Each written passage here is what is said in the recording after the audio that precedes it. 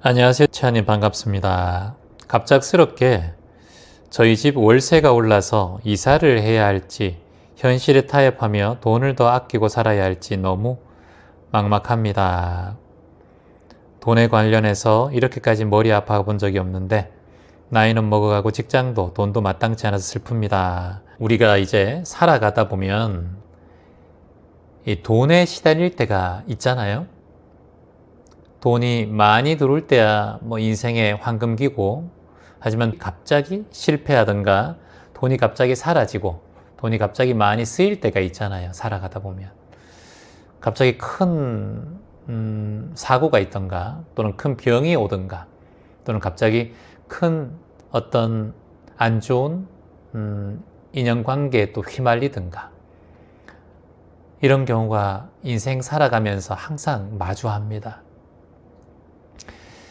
근데 그때 그 당시는 이것이 전체가 내 인생처럼 보여요.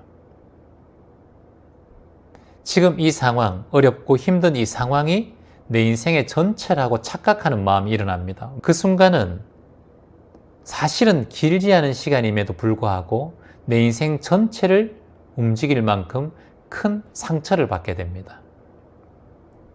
근데 수행자라면 이것은 찰나의 순간이다라고 확철대오해야 합니다. 찰나입니다. 찰나. 제가 향이나 초를 가끔씩 피웁니다. 향을 딱 태우면 불꽃이 향에 붙어요. 향에 불꽃이 딱 붙는 순간 연기가 나면서 향이 타기 시작합니다. 그리고 한 20-30분 지나면 향 하나가 사라져요. 30분 전에 있었던 향의 형체는 모두 다 사라지고 향은 연기가 되고 재가 되어서 어느새 흔적도 없이 사라집니다.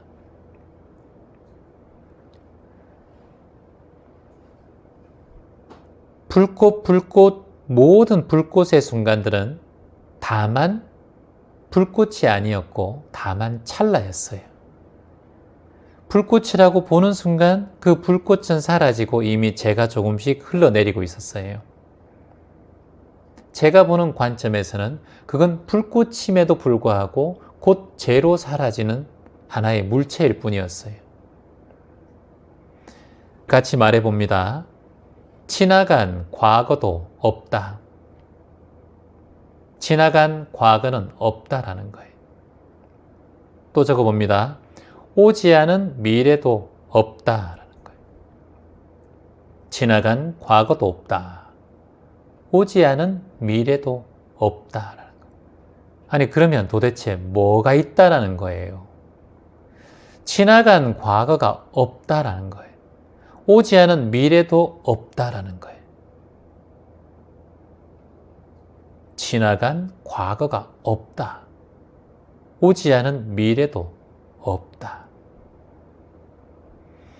향을 딱 피웠을 때, 향을 제가 들었을 때, 촛불을 라이트로 켜서 딱 붙였을 때,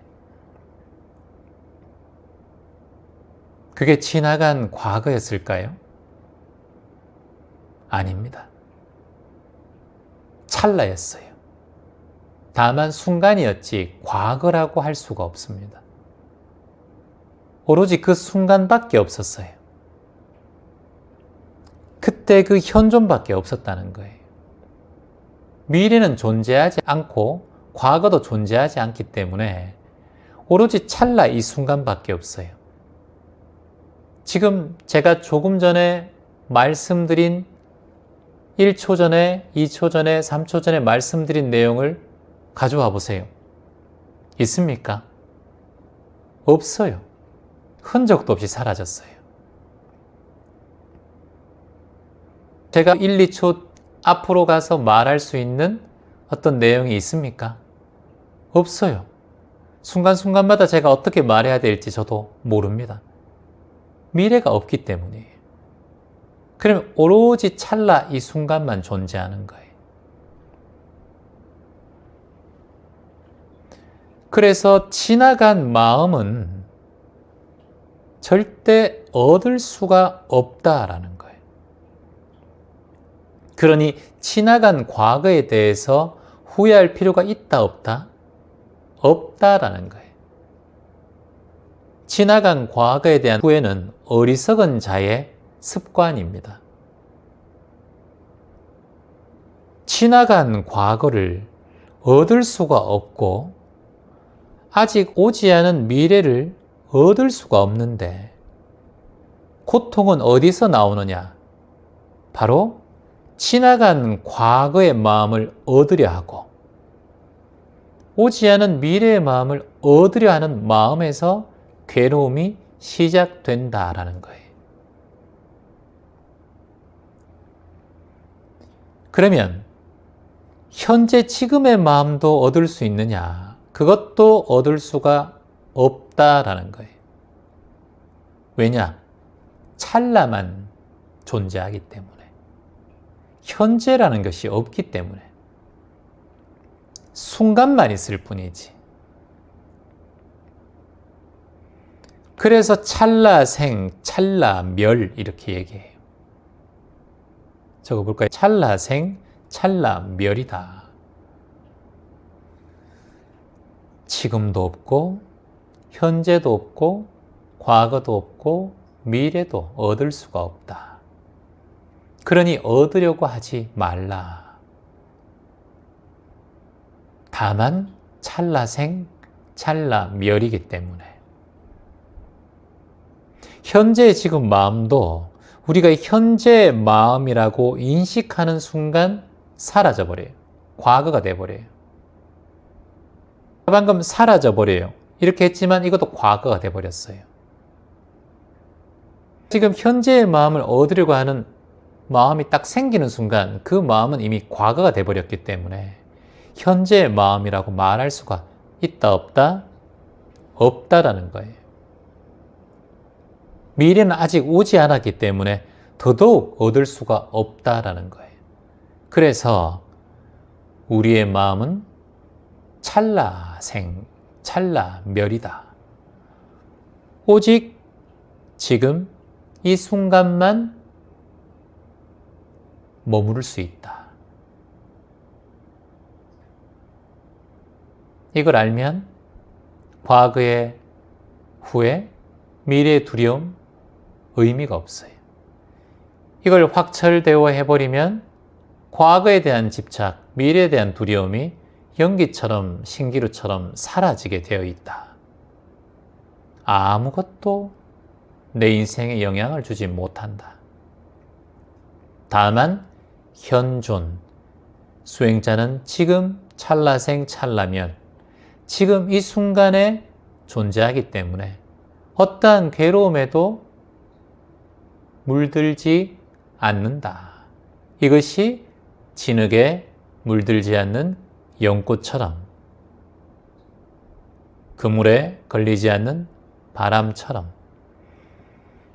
소리에 놀라지 않는 사자처럼 무소의 뿔처럼 살아가는 수행자의 관점이다. 수타니파타. 그래서 우리는 오직 이 순간에 살 뿐이다. 오직 이 순간에 현존하는 자가 수행자인 것이다. 그러니 수행자여, 그 무엇도 두려워하지 말라. 그 무엇도 후회하지 말라. 후회는 과거에 집착된 마음이요, 두려움은 미래에 집착된 마음이니 그 두 마음은 과거와 미래에 대한 마음을 얻으려고 하는 욕심과 집착심에서 생기는 것이다. 그러니 수행자여, 현존하라. 자네는 지금 과거와 미래에 머물러 있다. 그러니 고통과 괴로움이 매 순간 올라올 뿐이다. 살아있다면 어떠한 괴로움도 수행자를 물들게 할 수 없다.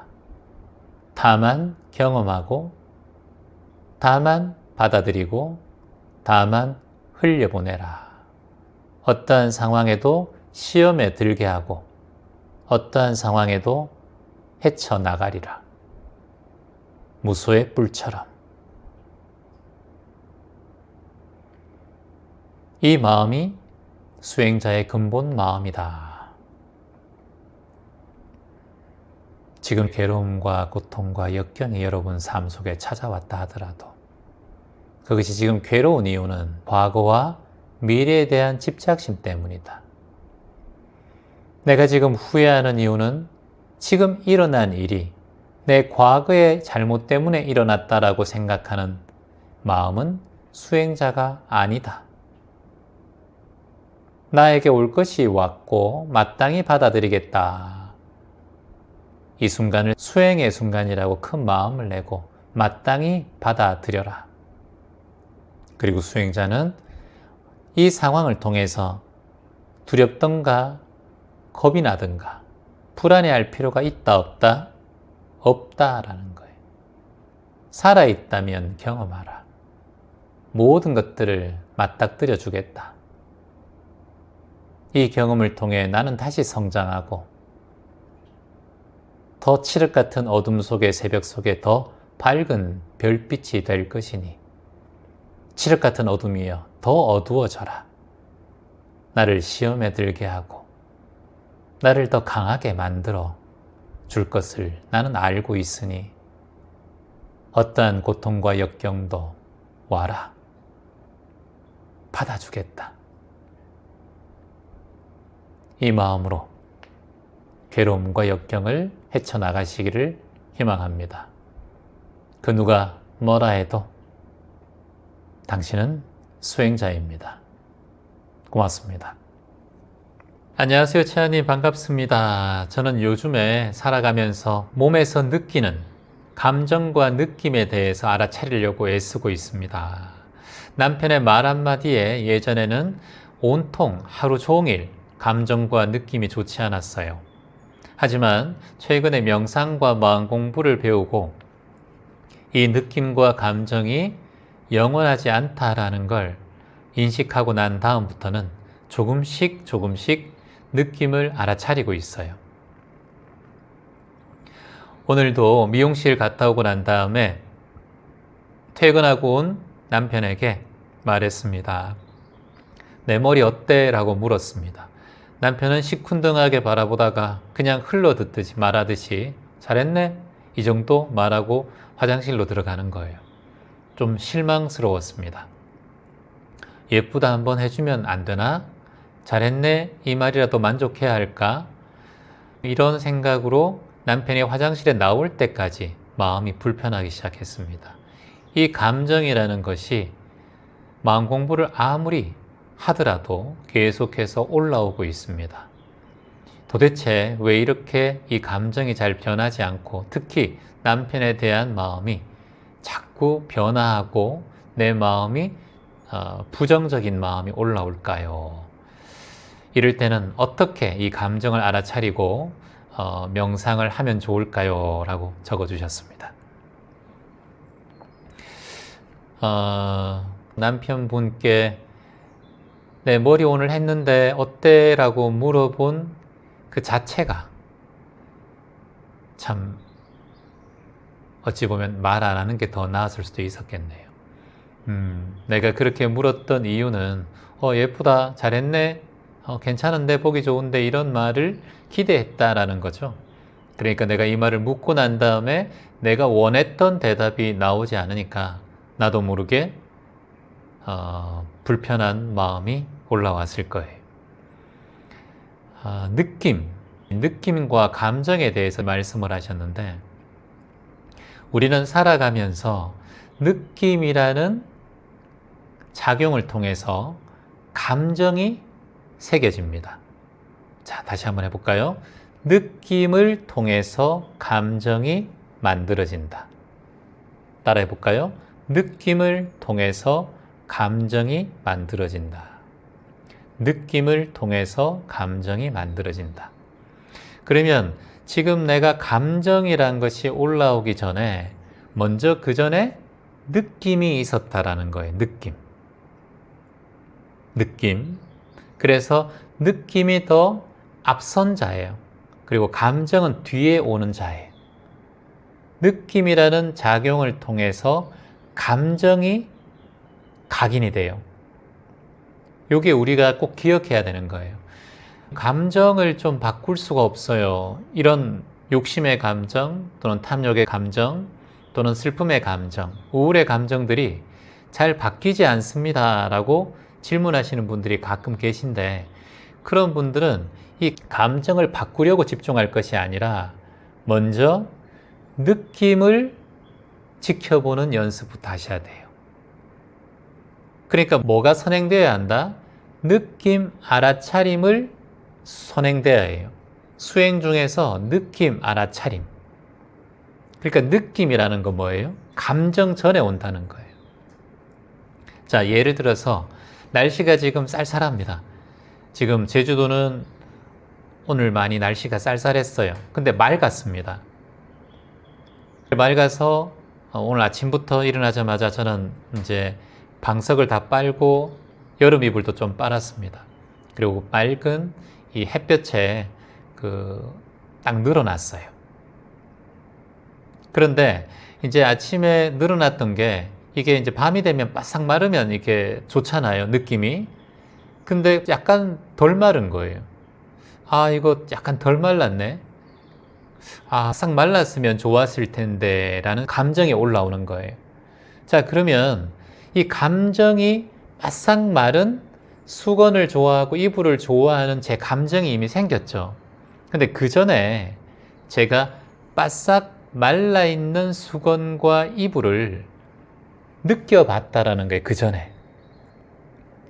전에 느껴봤는데 그만큼의 느낌이 들지 않는 상태, 수분이 조금 들어가 있는 상태이기 때문에 내가 이걸 만질 때 내가 그 전에 느낌 받았던 그 100% 또는 99%의 느낌이 올라오지 않고 한 7, 80%만 올라오니까 내 감정이 잠시 예전과 비교하게 되는 감정이 올라오는 거예요. 이게 지금 우리가 지켜봐야 할 뭐다?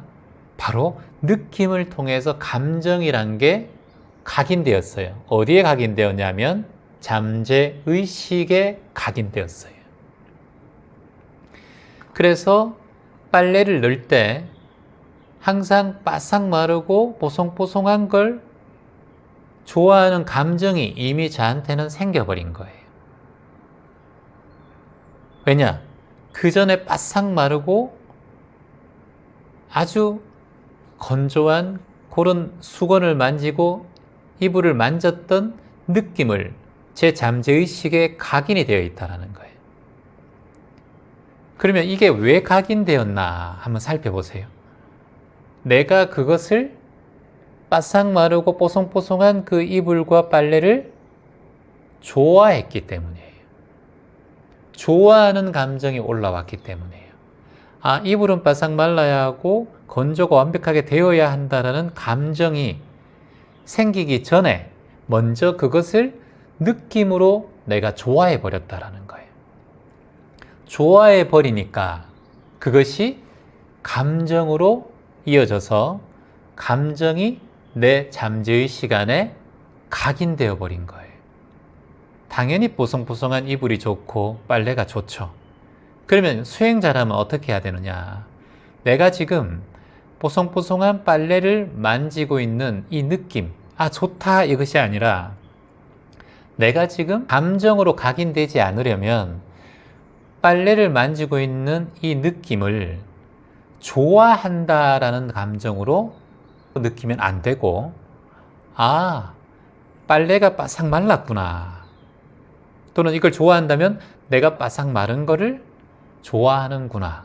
이런 느낌을 내가 좋아하는구나 라고 삿디하는 거예요. 기억하는 거예요. 알아차리는 거예요.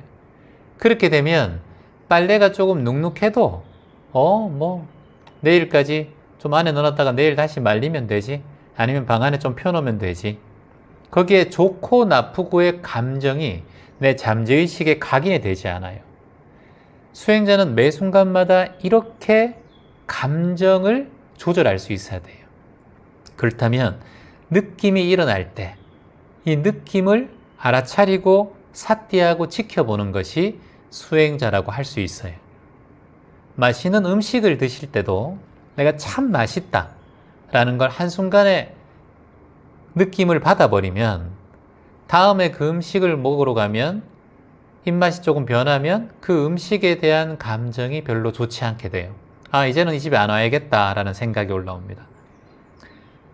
내가 지금 배가 고프니까 이걸 굉장히 맛있어 하는구나. 알아차리자 라고 하면 그 다음에 그 맛에 대해서 그렇게 판단하는 마음이 사라져요. 이거는 아주 예민한 문제예요. 느낌을 깨지 알바들, 느낌에 깨어있는 사람들, 느낌을 지켜보는 사람들, 느낌을 알아차리는 사람들은 감정의 소비에도 빠르게 깨어있고 지켜보고 알아차릴 수가 있어요. 제가 단편적인 예를 들어서 이불과 음식을 들었는데, 예를 들어서 이런 거예요. 조금 전에 질문하셨듯이 남편에게 머리 어때? 라고 물어봤어요. 근데 남편이 잘했네 라고 화장실에 들어갔어요. 그럼 예전에 남편이 어떤 말을 했는가? 내가 남편이 어떤 말에 칭찬이나 남편의 반응에 내가 어떤 느낌을 받았다라는 각인된 잠재의식이 있을 거예요. 그러니까 그 기대에 못 미치니까 나는 남편의 말이 섭섭한 거예요. 그런데 그 전에 머리 어때? 왜 머리 그렇게 해서 잘랐어? 어울리지도 않는데 이런 얘기를 들었던 부인이라면 잘했네 이 말은 부인에게는 좋게 들릴 수 있어요.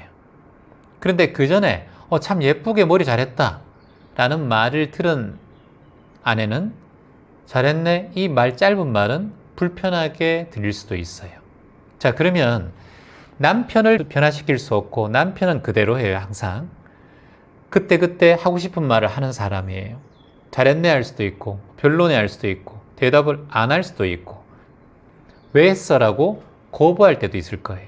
그렇다면 남편은 변하지 않고 매 순간마다 무상하게 바뀌는 존재라고 일단 놔두고 내가 남편의 말에 움직이지 않고 긍기로 받아들일 수 있는 마음을 키워놓으면 되겠죠.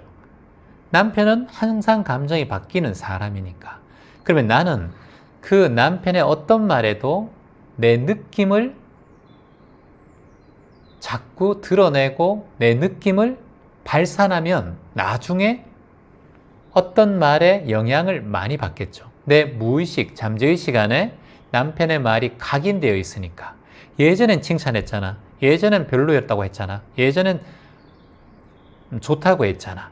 이런 생각들이 이미 각인되어 있기 때문에 남편의 어떤 말에도 나는 자꾸 흔들리게 된다는 거예요. 그래서 우리는 어떠한 생각 하나, 느낌 하나도 내 잠재의식에 새겨진다는 걸 잊지 않으셔야 돼요. 그런데 어떠한 생각과 느낌도 내가 그것이 아무것도 아니야 알아차리는 순간 잠재의식에 새겨질 수가 없어요.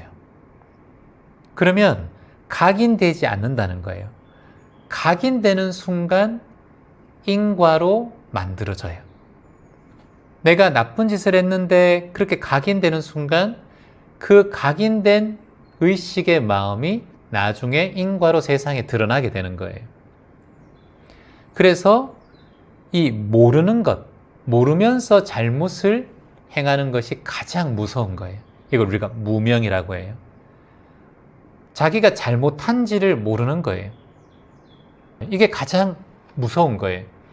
내가 그것을 잘못한 걸 알면 인과를 알기 때문에 조심하고 고쳐질 확률이 높지만 내가 잘못한 걸 모르면 살인자가 제2의 살인자가 되고 제3의 살인이 되고 더 많이 죽여야 영웅이 된다는 착각 속에서 망상 속에서 연쇄 살인범들이 행해가는 그런 루틴도 똑같이 자기가 무엇을 잘못했는지 인과가 무엇인지 전혀 모르는 상태예요.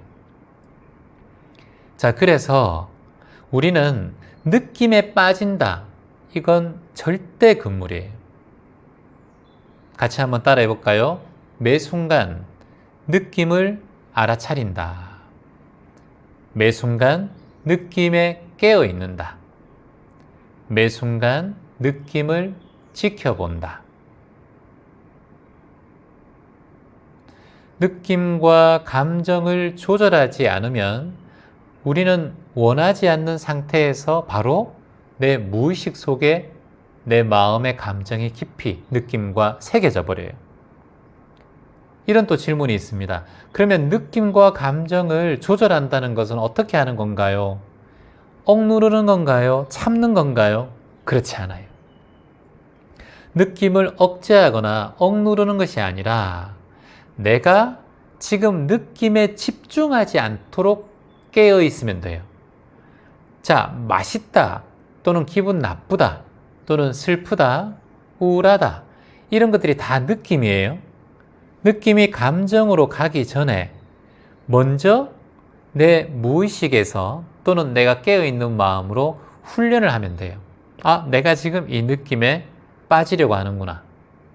내가 이 느낌, 우울한 느낌이 이어지면 결국엔 감정이란 게 내 무의식에 각인되니까 지금 느낌이 올라올 때 빠르게 알아차리자. 이걸 뭐라고 하냐? 느낌 알아차리기라고 해요.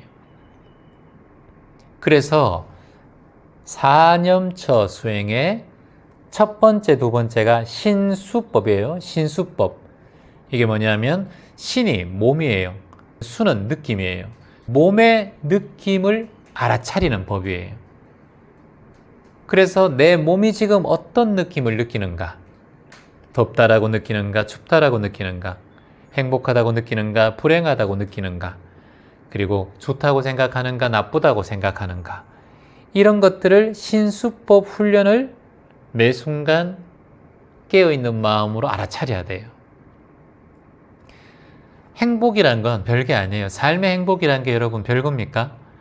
내가 좋은 감정과 좋은 느낌으로 살아가는 게 행복이에요.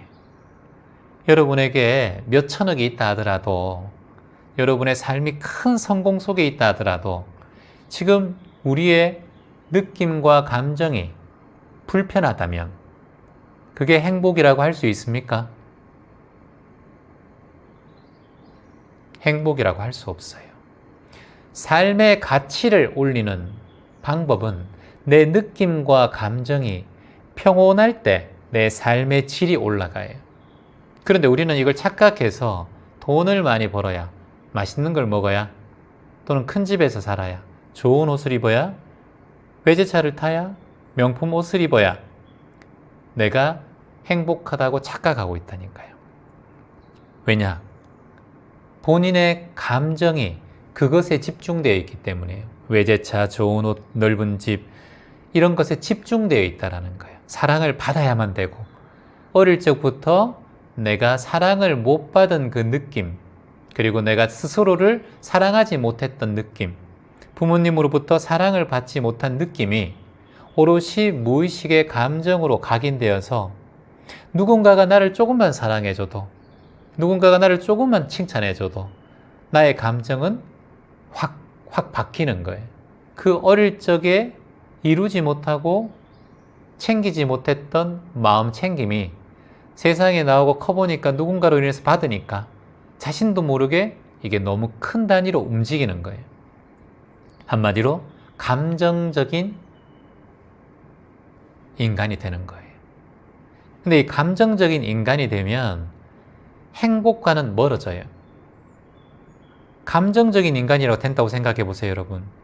행복하면 너무 좋고, 행복이 사라지면 너무 괴롭고, 이게 뭐다? 왔다 갔다 한다는 거예요. 이거보다 더 괴로운 삶이 어디 있어요? 찬물, 더운 물, 찬물, 더운 물. 그건 행복이 아니에요. 행복 속에 이미 괴로움이 들어가 있는 거죠. 오늘 잠재의식에 각인되어 있었던 어머니에 대한 감정 때문에 힘들었는데 제가 알아차리지 못했음을 알았습니다. 알아차리기도 전에 감정이 올라오는 것을 어쩔 수 없어 힘들었는데 수행이 필요함을 느낍니다. 본문을 통해 오늘 정말 깊이 생각합니다. 제가 그런 삶을 살았던 것 같습니다. 자, 이제 우리 배우는 거예요. 이걸 이제 배워가는 거예요. 우리가 이런 걸 학교에서 그 누구한테도 배우지 못했잖아요. 그래서 우리가 지금 배우고 있는 거예요. 삶에서 내 느낌과 감정에 대한 공부만큼 중요한 게 있을까요? 저는 없다고 봐요. 여러분, 돈이 수천억이 있다 하더라도 제가 말씀드렸지만 느낌이 행복하지 않으면, 감정이 행복하지 않으면 그건 지옥이에요. 그래서 우리는 느낌을 훈련하고 감정을 훈련하는 연습을 하고 있어요. 그게 바로 지금 여러분과 함께 하고 있는 명상 훈련이에요.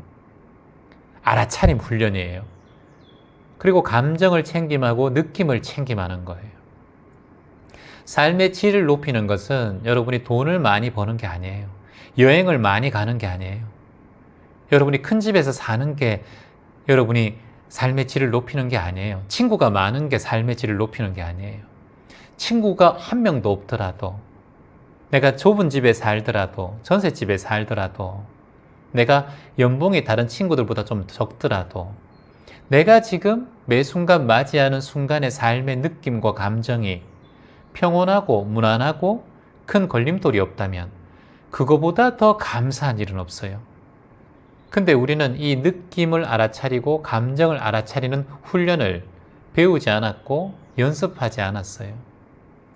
근데 이제 이 이론들을 여러분과 공부해 나가는 거예요. 행복한 삶을 살아가기 위해서는 느낌과 감정을 알아차려야 한다는 거예요.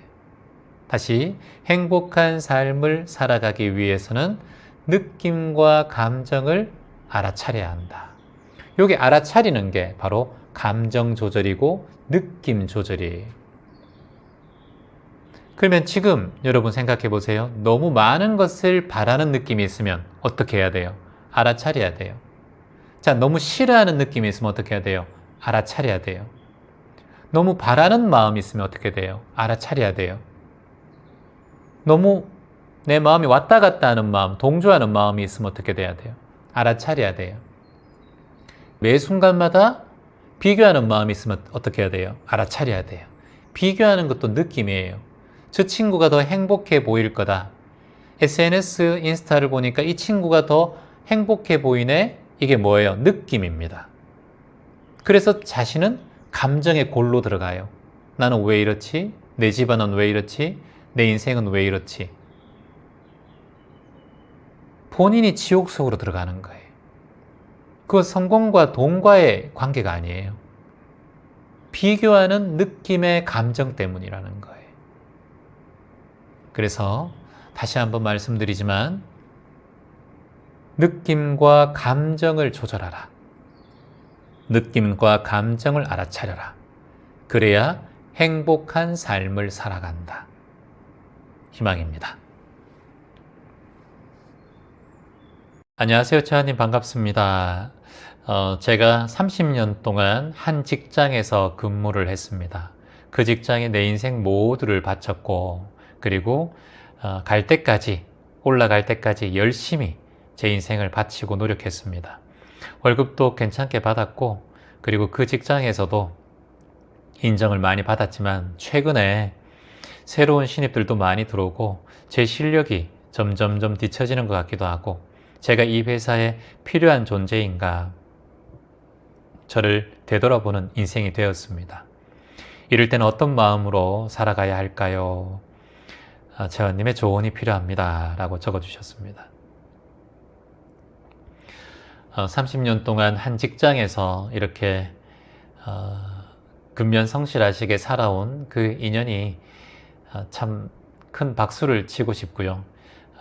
본인에게 저는 칭찬을 해 주셨으면 좋겠다는 말씀을 먼저 드리고요.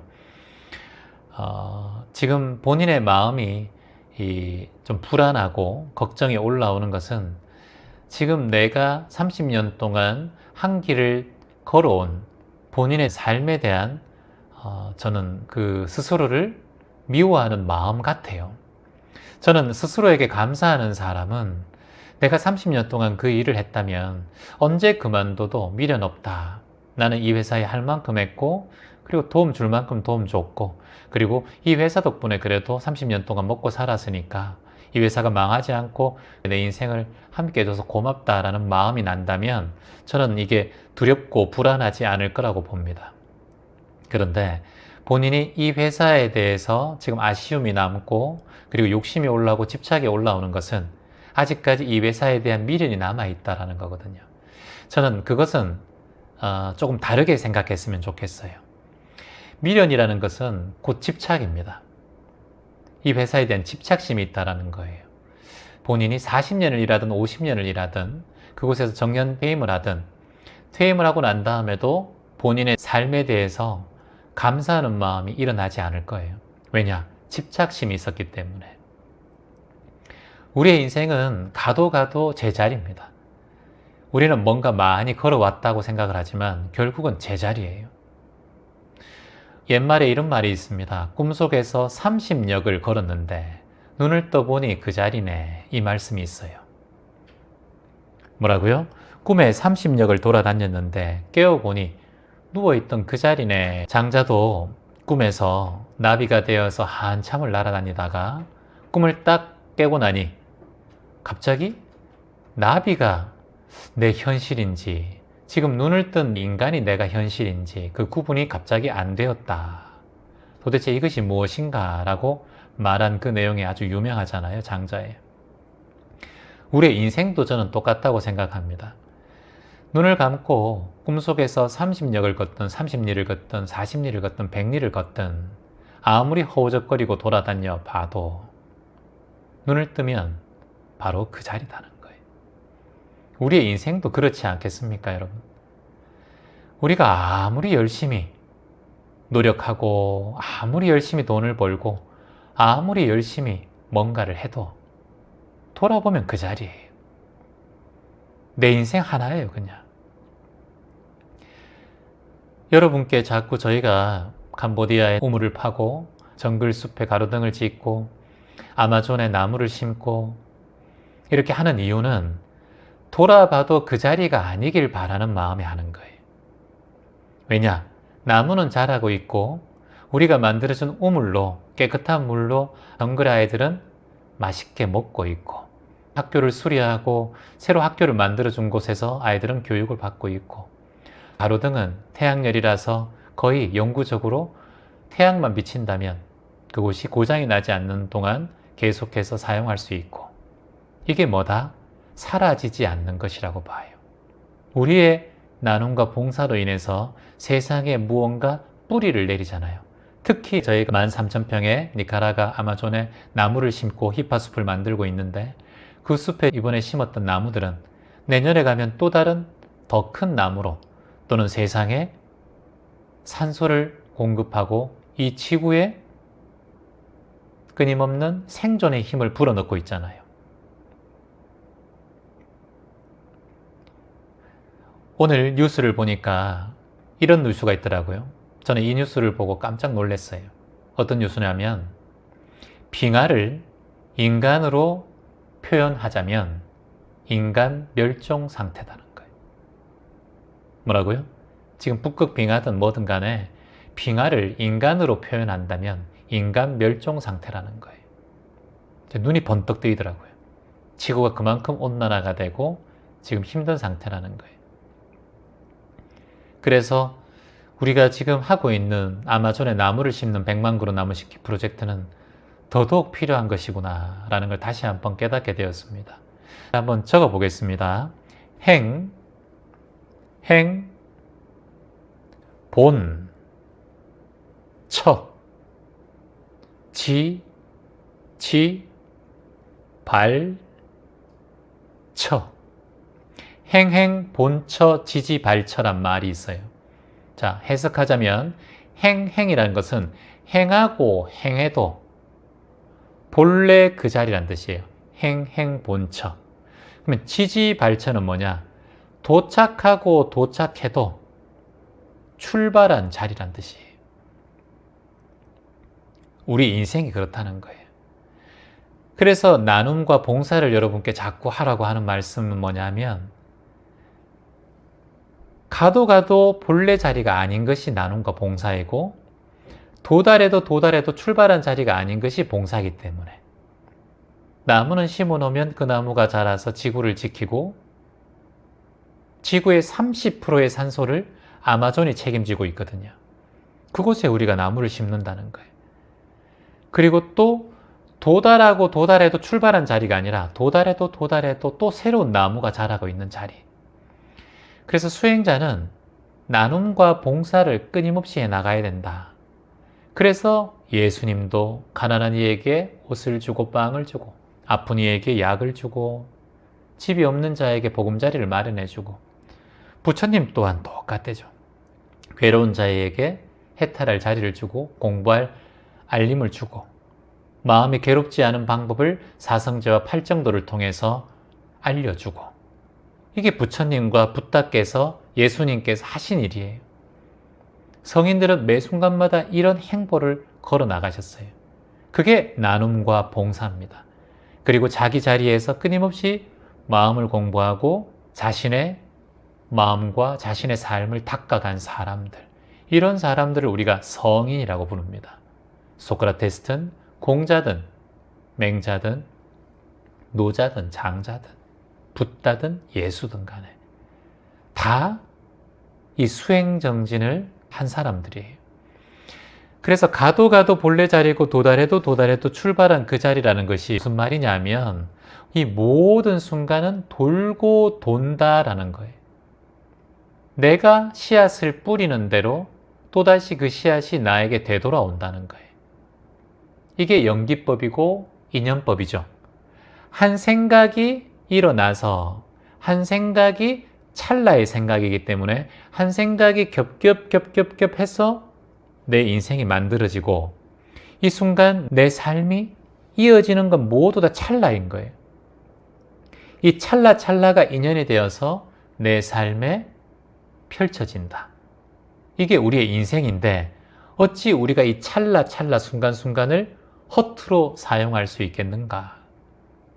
함부로 사용할 수 있겠는가? 남을 미워하며 살 수 있겠는가? 가능하면 남에게 도움이 되는 생각을 하고 또 감사한 마음을 내고 그래도 작은 것에 만족하면서 조금이나마 내 한마디, 내 한 생각이 누군가에게 작은 도움이 될 수 있다면 이것이야말로 내 찰나를 겹겹이 만들어서 내 인생을 펼쳐나가는 인생길의 역사가 되지 않을까? 이거보다 더 확실한 인생 관점이 어디 있습니까? 그래서 매 순간마다 찰나마다 우리는 이 찰나에 감사의 마음을 담자고요. 어떤 일이 있어도 감사의 순간으로 담자고요. 그리고 어떤 일이 있어도 이 찰나의 순간을 희망으로 담자고요. 희망, 그리고 감사, 사랑, 기쁨, 미소, 치유, 이런 영혼으로, 이런 감정으로, 이런 느낌으로 찰나를 살아간다면 우리는 한량없는 인생의 공덕을 짓는 존재가 될 거예요. 여러분이 누군가를 돕고 여러분이 아프리카 가서 뭐 하고 뭐 저와 같이 아마존에 가서 나무를 심고 그렇게 하지 않아도 찰나마다 감사와 희망의 마음, 나눔과 봉사의 마음을 가진 것만으로도 우리는 어쩌면 그 인생의 찰나의 순간이 우리의 삶에 한량없는 공덕을 만들어내는 순간이 아닐까. 그러면 그 공덕은 우리가 받든 내 후손이 받든 그건 중요하지 않아요. 그 찰나가 감사와 희망과 어떤 선량한 마음이 있었다면 그 인생은 눈 감는 그날에도 감사와 희망이 한량없이 여러분 삶 속에 별빛이 되어 흘러내릴 거라고 봅니다. 그 별빛을 보면서 눈을 감는다면 여러분 이것보다 더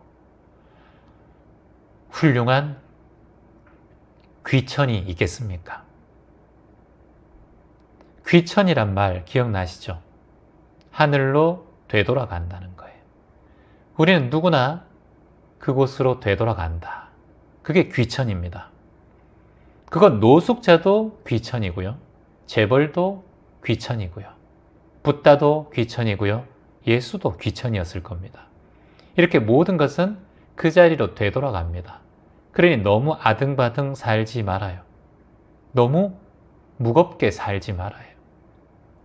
어떠한 고난과 역경이 오도 가볍게 헤쳐나가세요.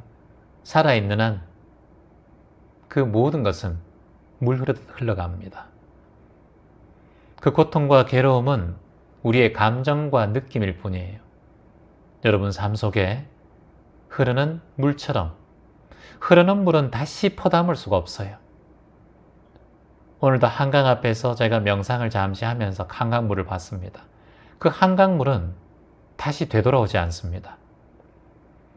내가 손을 씻은 물에 다시 손을 담글 수가 없는 것입니다. 왜냐? 흐르는 물도 찰나기 때문에. 우리의 인생처럼 어떠한 상황에도 물 흐르듯 아무리 다니고 다닌다 하더라도 늘상 본래 그 자리임을 알고 아무리 찾아도 찾는 그것은 지금 내 안에 있다는 걸 아는 것이 파랑새의 원리입니다. 파랑새를 찾아 헤맬 필요도 없고 나갈 필요도 없어요. 이미 내 안에 파랑새가 있다는 것을 깨달으면 헛고생하지 않습니다. 여러분 안에 영성이 있고 여러분 안에 불성이 있다는 걸 깨달으면 더 이상 헤맬 필요가 없습니다. 어디서 희망이 오고 희망을 기대하고 희망으로 발언할 필요가 없습니다. 내가 아프든 내가 가난하든 희망은 내 안에 있다는 걸 등불을 밝히는 것이 자등명입니다. 그것을 이미 수없이 많은 성인들은 알려주셨어요.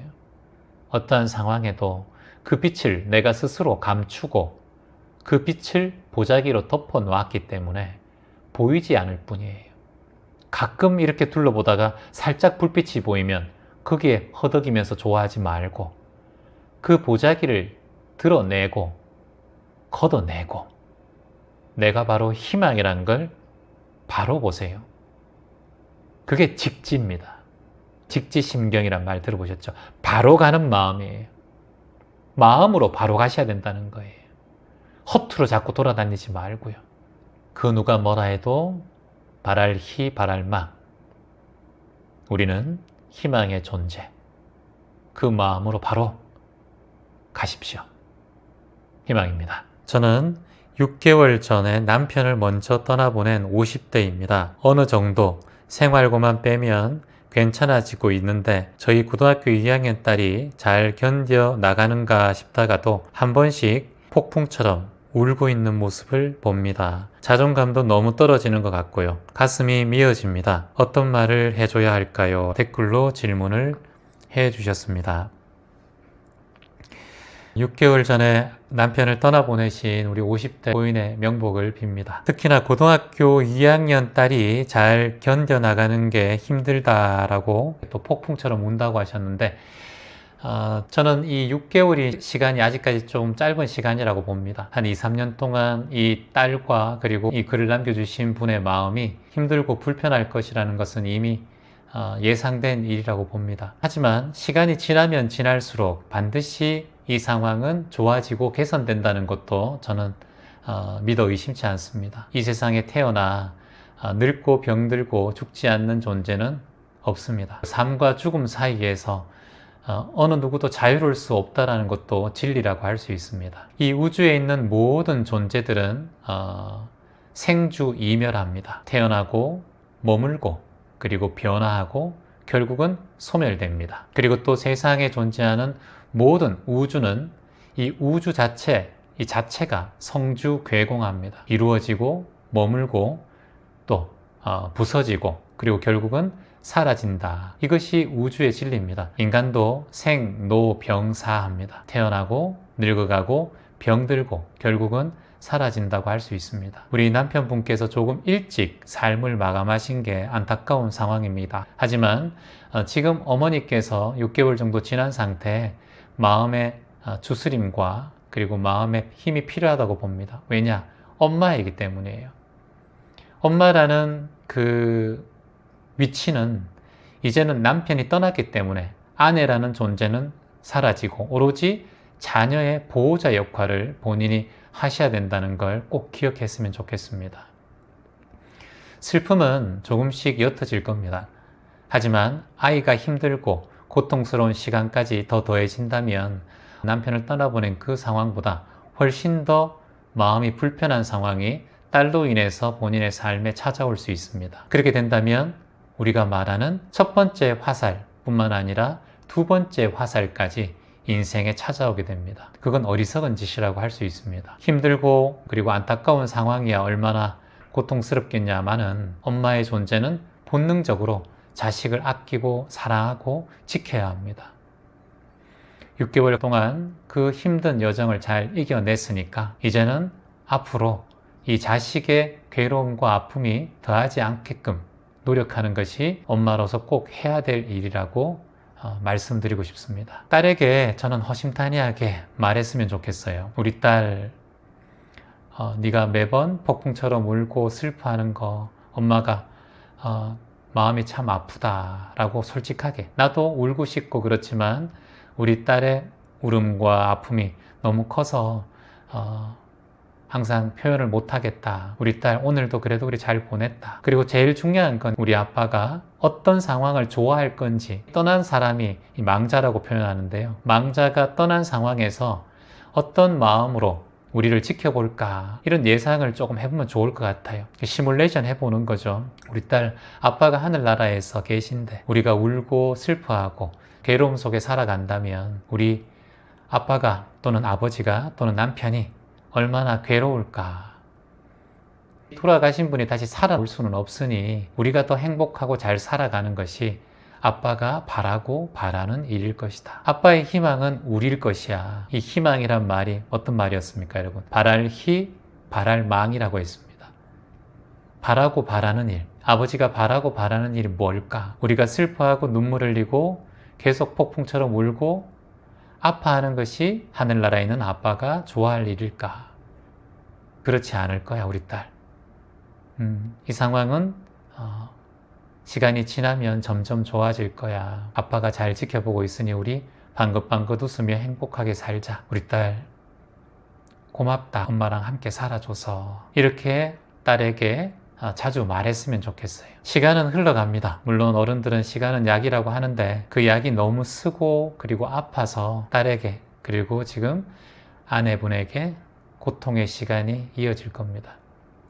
고타마 시타르타도 어떤 한 부인이 찾아와서 죽은 아들을 살려내라고 얘기했지 않습니까? 그러니 고타마 시타르타께서 마을에 가서 죽지 않은 집에서 겨자씨를 얻어오면 그 겨자씨로 이 자식을 살릴 수 있는 방법을 알려준다고 했습니다. 하루가 지나고 이틀이 지나고 모든 집을 찾아다녀도 죽지 않은 집이 없었어요. 모두 다 망자가 있는 집, 부모, 자식, 할아버지, 할머니, 배우자.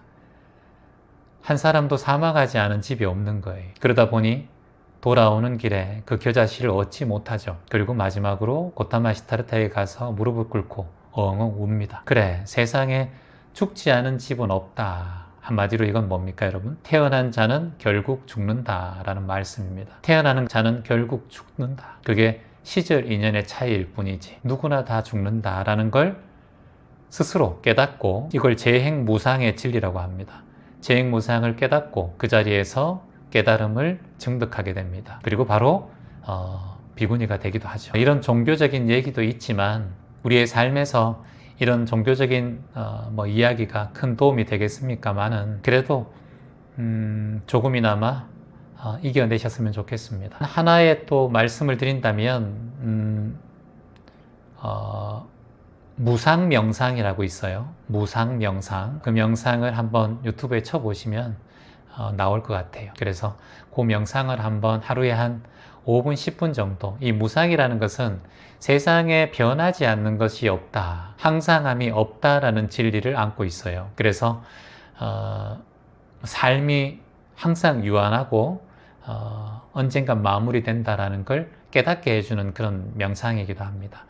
이 명상을 하고 나면 욕심이 자꾸 사라져요. 삶에 대한 집착도 사라지고요. 요즘에 AI가 대두하고 있잖아요. AI가 모든 것을 해줍니다. 그림도 그려주고 책도 써주고 그리고 모든 부족한 것들을 AI가 다 만들어줍니다. 하지만 AI가 아무리 성장한다 하더라도 이 사람의 추억을 만들어주진 못하죠. 엄마가 남편을 통해서 또는 아이가 아빠를 통해서 기억하고 있는 추억은 인간만이 가질 수 있는 기억이 아닐까 싶습니다. 따뜻한 기억, 할머니의 기억 또는 부모님의 기억 또는 친구의 기억, 학창시절의 기억. 그래서 인간은 그 어떠한 이 발전된 애와도 비교할 수 없다. 이런 감성과 느낌을 언젠간 또 그것도 이루어질 수 있겠지만 지금으로서는 인간이 가질 수 있는 유일한 이런 감성이다 라고 생각이 듭니다. 이런 기억과 감성을 남겨준 아빠와 또 남편에게 감사한 마음을 내고 하루하루 또 헤쳐나가시기를 진심으로 희망해 봅니다. 결국은 변화할 거고 결국은 치유될 것을 본인이 꼭 기억했으면 좋겠습니다. 지금 아픈 마음은 결국 치유됩니다. 그리고 좋아집니다. 그래서 질문자께서 이 치유될 것에 너무 오랫동안 마음을 내면 그게 이제 내 마음의 상처가 돼요. 그런데 엄마가 상처가 되면 결국은 자식이 더 큰 상처가 두세 배 된다고 보셔야 돼요. 엄마는 자식의 뿌리이기 때문에. 그래서 조금 힘들더라도 엄마니까 자식이 성장하고 성인이 될 때까지는 꼭 마음을 다잡고 이겨나가시기를 진심으로 희망해 봅니다. 매일매일 좋아지시고 조금씩 나아지시기를 기도합니다. 고인의 명복을 다시 한번 빕니다.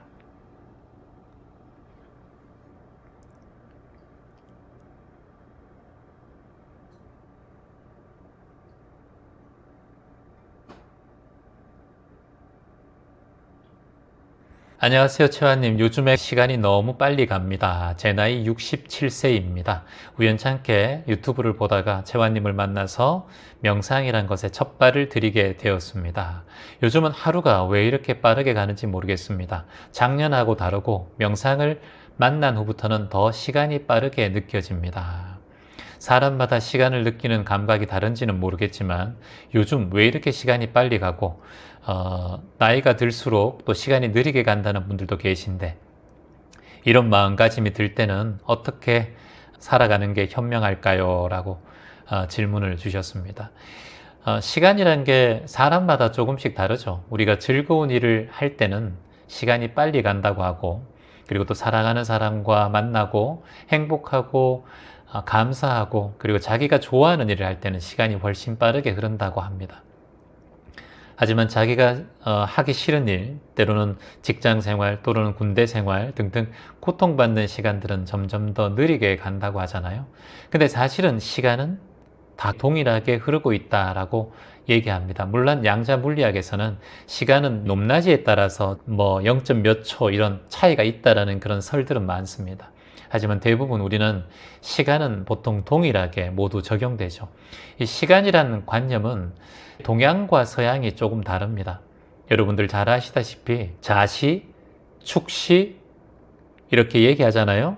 뭐 인시, 이건 동양적인 관점이죠. 그러니까 하루를 동양적인 관점에서 처음을 자시라고 합니다. 밤 11시부터 1시까지를 우리가 자시라는 표현을 씁니다.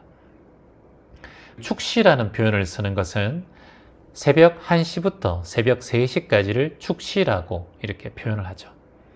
그리고 그 다음에 뭐 인시까지만 배워볼까요? 새벽 3시부터 새벽 5시까지를 인시라고 표현합니다. 그래서 예전에 일본 같은 데는 이런 게 있죠. 축시 예배, 뭐 축시 뭐 귀문 이런 얘기가 있어요. 1시부터 3시까지가 귀신이 들어오는 문이다. 제사도 그때 지내야 한다. 뭐 제를 지내고 그럴 때는 귀신이 오는 그 시간에 맞춰야 한다 해서 축시를 우리가 귀문시라고 표현하기도 하고 귀문 축시라고 또 표현하기도 합니다. 보통 동양에서는 이렇게 나누죠. 자시, 축시, 인시 이렇게 나누는데 그러면 서양은 어떻게 나눕니까, 여러분? 그러니까 동양은 12가지의 지시로 나누죠. 이렇게 이 2시간마다 이렇게 흘러가니까. 그러면 서양은 어떻게 나눕니까? 서양은 딱 2개로 나눕니다. 오전 12시부터 오후 12시 이렇게 딱 나눠요. 그래서 24시간을 기준으로 해서 서양은 나눴습니다. 근데 자세히 한번 생각해 보세요, 여러분. 우리는 과거에 머물 수 있습니까? 없죠. 미래에 머물 수 있습니까? 미리? 없습니다.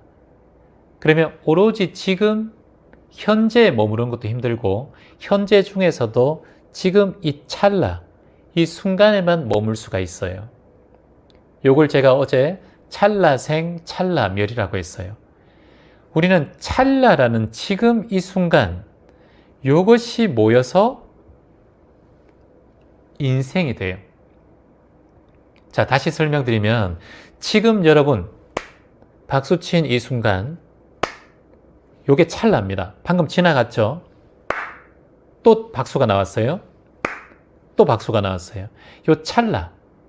이 찰나라는 시간이 매번 반복하면서 우리의 평생을 이루고 있다라는 거예요. 그러니까 우리가 지금 인식하고 있는 찰나의 순간만이 있고 존재할 뿐 어떤 미래와 어떤 과거도 존재할 수는 없어요.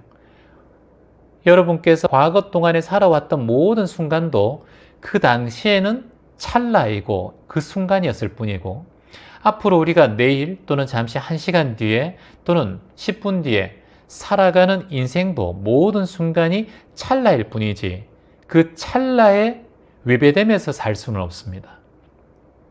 그래서 제대로 바라보는 사람은, 진리를 바라보는 사람은 이렇게 바라보셔야 됩니다. 찰나가 곧 인생이구나. 뭐라고요? 찰나가 곧 인생이구나. 찰나가 곧 인생이구나. 일념 즉시 무량겁. 찰나가 곧 무량겁이구나. 무량겁이 인생 팔자, 우리의 인생이라고 본다면. 그래서 어떠한 순간에도 찰나 이외는 존재할 수가 없다라는 거예요. 그러니까 시간이라는 관념 자체는 어제 몇 시 몇 분, 이 관념은 시간이란 걸 만든 기준에 의한 거지 사실은 존재하지 않는, 현존하지 않는 허상의 공간이고 허상의 미래고 허상의 과거인 거예요.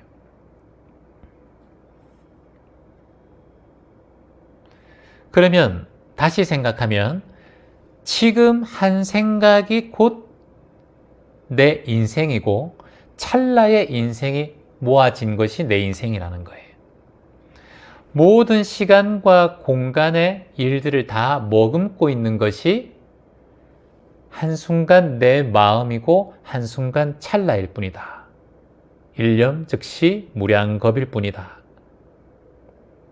그래서 의상대사께서도 이런 말씀을 하셨어요.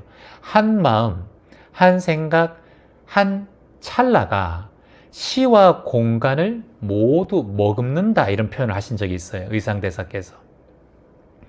아주 중요한 얘기죠.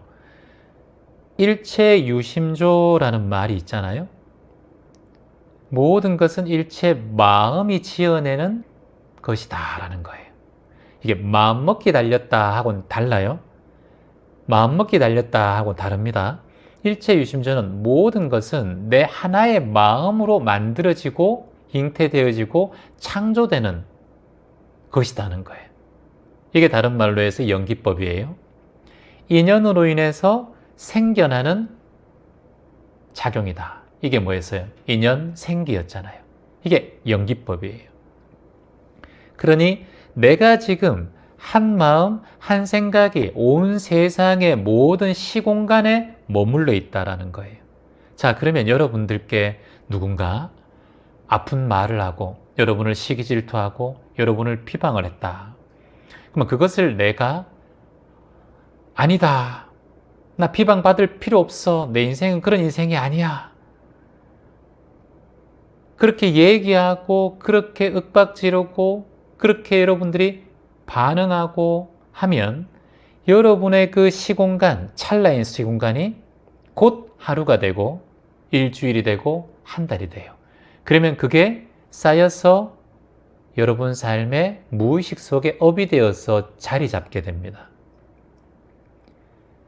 그 버릇과 억울함이 나이가 들어서도 그 문제가 해결되고 시간이 지나고 난 다음에 그 문제가 나의 인생에 영향을 안 줘야 하는데, 우리는 대부분 그 어려운 시절의 영향이 내 몸과 마음, 정신에 또는 무의식에 그대로 자리 남아 있어요. 그건 내 인생에 살아가는 100년 인생에 큰 영향을 줍니다. 그래서 어떤 여러분께 누군가가 반응을 하면 바로 반응을 하고 바로 응대를 하는 것은 여러분의 삶에 무의식의 스크래치를 하는 거랑 같아요. 위험한 거라는 거예요. 보통 수행을 하지 않고 보통 공부를 하지 않은 분들은 그렇게 반응을 바로바로 하게 돼요. 본인에 대한 무의식에 대한 관점과 본인에 대한 수행 관점이 없기 때문에 바로 즉시 응대하죠. 근데 그게 업이 되고 업장이 되는 걸 몰라요. 그러니까 삶에 힘든 일이 여러분 곁에 다가왔을 때 너무 급하게 반응하다 보면 큰 실수를 할 수 있고, 실수는 두 번째고, 그 과정에서 내가 엄청난 무의식의 스크래치가 되어서 어느 순간 그 마음들이 여러분 삶을 잡을 수가 있어요. 그래서 보통 수행을 하지 않은 사람들은 대부분 그런데 반응을 빠르게 하게 되어 있습니다. 그래서 우리는 수행을 공부하고 명상을 공부하고 마음 공부를 하는 사람이니까 여러분 삶 속에 어떤 괴로움과 고통이 갑자기 찾아온다 하더라도 그 고통을 이렇게 우리가 깨지 알밭을 해야 돼요. 깨어있는 마음으로 먼저 지켜봐야 돼요. 그리고 지켜보는 마음으로 알아차려야 돼요. 그리고 알아차리는 마음으로 그 모든 과정을 받아들이는 수용의 과정이 필요하고, 수용하고 난 다음에 어떻게 할 건지 결정을 하고 난 다음에 그 다음에는 흘려보내는 과정이 필요해요. 그래야 내 무의식 안에 남아있지 않아요. 근데 보통 그게 남아있는 사람들은 1년이 지나고 2년이 지나도 그 굴레 속에 살아요. 이게 뭐냐? 과거의 그늘 속에서 살고 있는 사람들이에요. 혹시나 여러분들께서 그런 마음이 있다면 지금 알아차리셔야 돼요. 내가 과거에 어려웠던 기억, 과거에 괴로웠던 기억에서 벗어나지 못하는 마음이 있어요. 어떻게 해야 될까요? 이런 질문을 많이 받는데 보통 이런 분들이 그 과거 그 당시에 반응이 너무 빨랐던가 급변하는 과정 속에서 내 무의식, 내 안에 있는 희망의 의식에 엄청난 스크래치를 많이 당한 사람이어서 이건 5년이 지나도 10년이 지나도 평생 그 상처 속에서 힘든 마음을 가지고 살아갈 수 있어요. 그러니까 지금 마음 공부하고 이곳에 계시는 귀점명상 대학생분들은 제가 드리는 말씀을 다시 한번 마음에 깊이 새기셔서 어떤 상처와 고통이 온다 하더라도 호흡으로 알아차리고 조금 더 그것을 넉넉하게 지켜보시는 마음이 필요합니다. 그래서 적어봅시다. 아까 전에 제가 말씀드렸죠. 일념 즉시 무량겁이라는 말이 있었어요. 한 생각이 곧 겁. 겁이라는 것은 엄청난 이 세월입니다. 1겁이라는 세월이 어떻게 측정되냐면 비단 옷을 가지고 큰 바위를 계속 쓰다듬었을 때 이 바위가 다 닳을 때 이걸 1겁이라고 할 정도로 1겁이라는 시간은 엄청난 시간을 말합니다. 일념 즉시 무량겁이라는 것은 한 생각 한 찰나가 곧 무량겁이기 때문에 지금 내 한 생각과 한 찰나가 내 인생이라는 거예요. 그러니까 여러분들께 누군가 괴로움을 준다, 여러분께 누군가가 아픔을 준다, 그 생각 하나가 이어져서 내 평생을 간다니까요. 평생 그 굴레 속에서 살게 됩니다. 이게 다 성인들이 하신 말씀이에요. 자, 또 하나 적어볼게요. 일념 즉시 함시방. 적어볼까요? 일념 즉시 함시방. 그리고 이거가 비슷한 말이 하나 있었죠. 일미진중함시방이란 말이 있었죠. 한 티끌 안에 우주가 있다. 티끌 하나에 우주가 있다라는 거예요. 그러니 지금 우리가 공부하는 거, 내가 지금 한 생각, 한 감정, 한 느낌, 한 마음, 이걸 어떻게 관리해야 되는지 너무나 중요하다는 말씀을 드리는 거예요. 일미진주 함시방이나 일념즉시 무량겁이나 일념즉시 함시방이나 다 일맥상통한 말이잖아요. 하나의 생각, 하나의 먼지, 하나의 관점, 하나의 감정, 하나의 미움, 하나의 괴로움, 하나의 시기 질투, 하나의 비방, 이게 내 인생으로 흘러간다는 거예요. 그러니 여러분께서 한 생각, 한 마음 어떻게 가져야겠습니까? 예전에 우리가 전화를 할 때 전화부 책이 있었어요. 두께가 이만큼 되는 집마다 하나씩 전화부 책이 있었어요. 아버지께서 그 전파사 전화번호 한번 알아봐라 하면 그 전화번호를 찾았어요. 지금은 어떻게 합니까, 여러분? 휴대폰 하나에 그 가게 이름을 치면 전화번호뿐만 아니라 그 가게의 지도, 그 가게의 별점, 그 가게 후기까지 다 보이고 그 가게 앞에 간판까지 다 구글 지도로 보입니다. 여러분께서 10년 전에, 20년 전에 여러분 어릴 때 전화번호 넘길 때 그때 이런 세상을 예상이나 하셨습니까? 일론 머스크가 화성에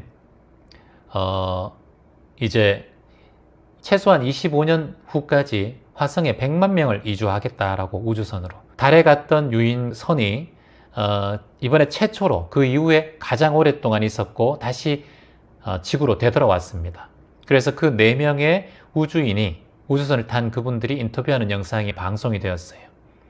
그러면 이제 화성에 직접 사람이 가서 그곳에 건물을 짓고 뭐 한대요. 그래서 일론 머스크라는 분이 이제 100만 명을 거기 화성에 이주시키는 게 목표라고 하더라고요. 자, 그러면 화성은 주인이 있었습니까? 주인이 없었습니까? 주인이 없어요, 화성은. 부동산이 누구 거예요? 주인이 없으니까 프리예요. 그런데 일론 머스크가 그곳에 건물을 짓고 그곳에 사람이 만들 수 있는 어떤 공간을 만들고 산소를 넣고 어떤 건물을 짓게 된다면 거기에 사람을 살 수 있으면 거기는 일론 머스크의 한마디로 성이 될 수 있어요. 하루가 다르게 세상이 바뀌어가요. 앞에 미래가 어떻게 이어갈지 모릅니다. 그런데 우리가 걱정 하나 고민 하나로 세상을 살아간다. 이것보다 더 어리석은 사람이 어디 있겠습니까? 시간은 우리가 원치 않든 원하든 규칙적으로 흘러가게 되어 있어요. 요즘은 작은 칩 하나에 여러분의 얼굴과 여러분의 동영상이 다 담기고 작은 반도체 하나에 지구의 모든 곳이 담기는 세대가 되었습니다. 작은 USB 하나에 수백만 권의 책이 담길 수 있는 시대가 되었어요. 이 세상은 이렇게 급변하고 있습니다. 수없이 많은 새로운 것들이 만들어지고 수없이 많은 것들이 개발되고 있어요. 자, 이럴 때일수록 우리는 정신을 잘 차리고 지금 내가 이 세상 속에서 어떻게 살아가야 할까? 그리고 어떻게 대처해 나가야 할까? 그리고 언제 마감할지 모르는, 언제 죽을지 모르는 이 세상 속에서 살아가는 동안 어떻게 살아가는 것이 행복하고 더 잘 살아가는 세상일까?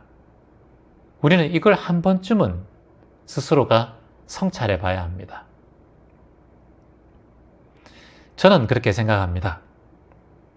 누구를 미워하지 말고, 누구를 험담하지 말고, 누구를 시기 질투하지 말고, 자신이 감사하고 행복한 것들을 찾고 만나는 삶을 사셔야 된다고 봐요. 여러분이든 저든. 나를 미워하든, 나를 좋아하든, 그건 그 상대방의 마음이에요. 여러분은 그것에 대해서 흔들릴 필요가 있다 없다? 없어요. 쥐어잡고 흔들어도 흔들리지 않으면 그만이에요. 여러분 삶 속에 어떤 바람이 불고 폭풍과 불어도 배를 운행 잘하고 항해를 많이 해본 선장은 어떠한 폭풍우와 태풍도 두려워하지 않습니다. 그리고 자기가 바다로 나갈 때와 잠시 항구에 포구에 머물 때를 정확하게 아는 게 지혜입니다. 삶 속에서 그런 지혜를 키우기 위해서는 반드시 마음 공부와 자신의 평안한 평정심이 있어야만, 평상심이 있어야만 여러분 삶에 도움이 됩니다. 우리는 생로병사환이라는 태어나고 늙어가고 병들어가고 죽어가고 걱정하는 세상 속에 살기 때문에 자칫 잘못하면 우리 인생에 대한 주제를 잃고 미아처럼 감정과 느낌과 누구의 미움과 누구의 괴로움 때문에 흔들리며 살 수 있어요. 그러니 그런 인연이 다가온다면 마땅히 받아들이고, 지금 그런 인연이 없다면 그런 걸 대비해서 갑자기 큰 병이 올 수도 있고 갑자기 내가 사랑하는 사람이 떠날 수도 있고, 우리는 모르잖아요, 인생이. 그러니 지금 이 순간 내 마음을 잘 공부하고, 그런 괴로움과 걱정이 혹여나가 아니라 반드시 찾아오게 되어 있어요, 이거는. 그래도 여여하게 흘러갈 수 있는 삶을 살아가는 사람. 그것이 바로 각자 깨어있는 자, 그리고 두 번째 깨달은 자라고 할 수 있습니다. 그걸 바로 해탈이라고 표현해요. 어느 곳에도 치우치지 않고 양극단을 떠나 중도를 가지고 모든 순간에 자유롭게 사는 자, 이 자를 세 글자로 해탈자라고 합니다. 이상입니다. 안녕하세요. 최환이 반갑습니다. 30년간 남편이 바람을 피우다 60년 넘으니 이제 와서 미안하다고 다가오는데 전 너무 싫습니다. 근데 싫다고 말할 수도 없어요. 요즘 우울증과 불안장애가 일어나 오늘 정신과 가서 약을 처방받았습니다. 얼마 전처럼 한 지붕에서 그냥 하숙생처럼 살았으면 좋겠는데 나를 힘들게 합니다. 라고 적어주셨어요. 그리고 조금 전에도 15년 행복하게 함께 살던 남편이 다른 사람을 만났다고 저와 끝내고 싶다라고 말했다고 합니다. 돌아오면 아무 일 없는 듯 기다려주겠다 했는데도 결코 되돌아오지 않는 남편.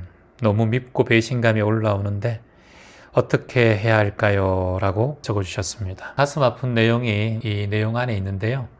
여러분들께 잠시 소통을 한번 해볼까 합니다.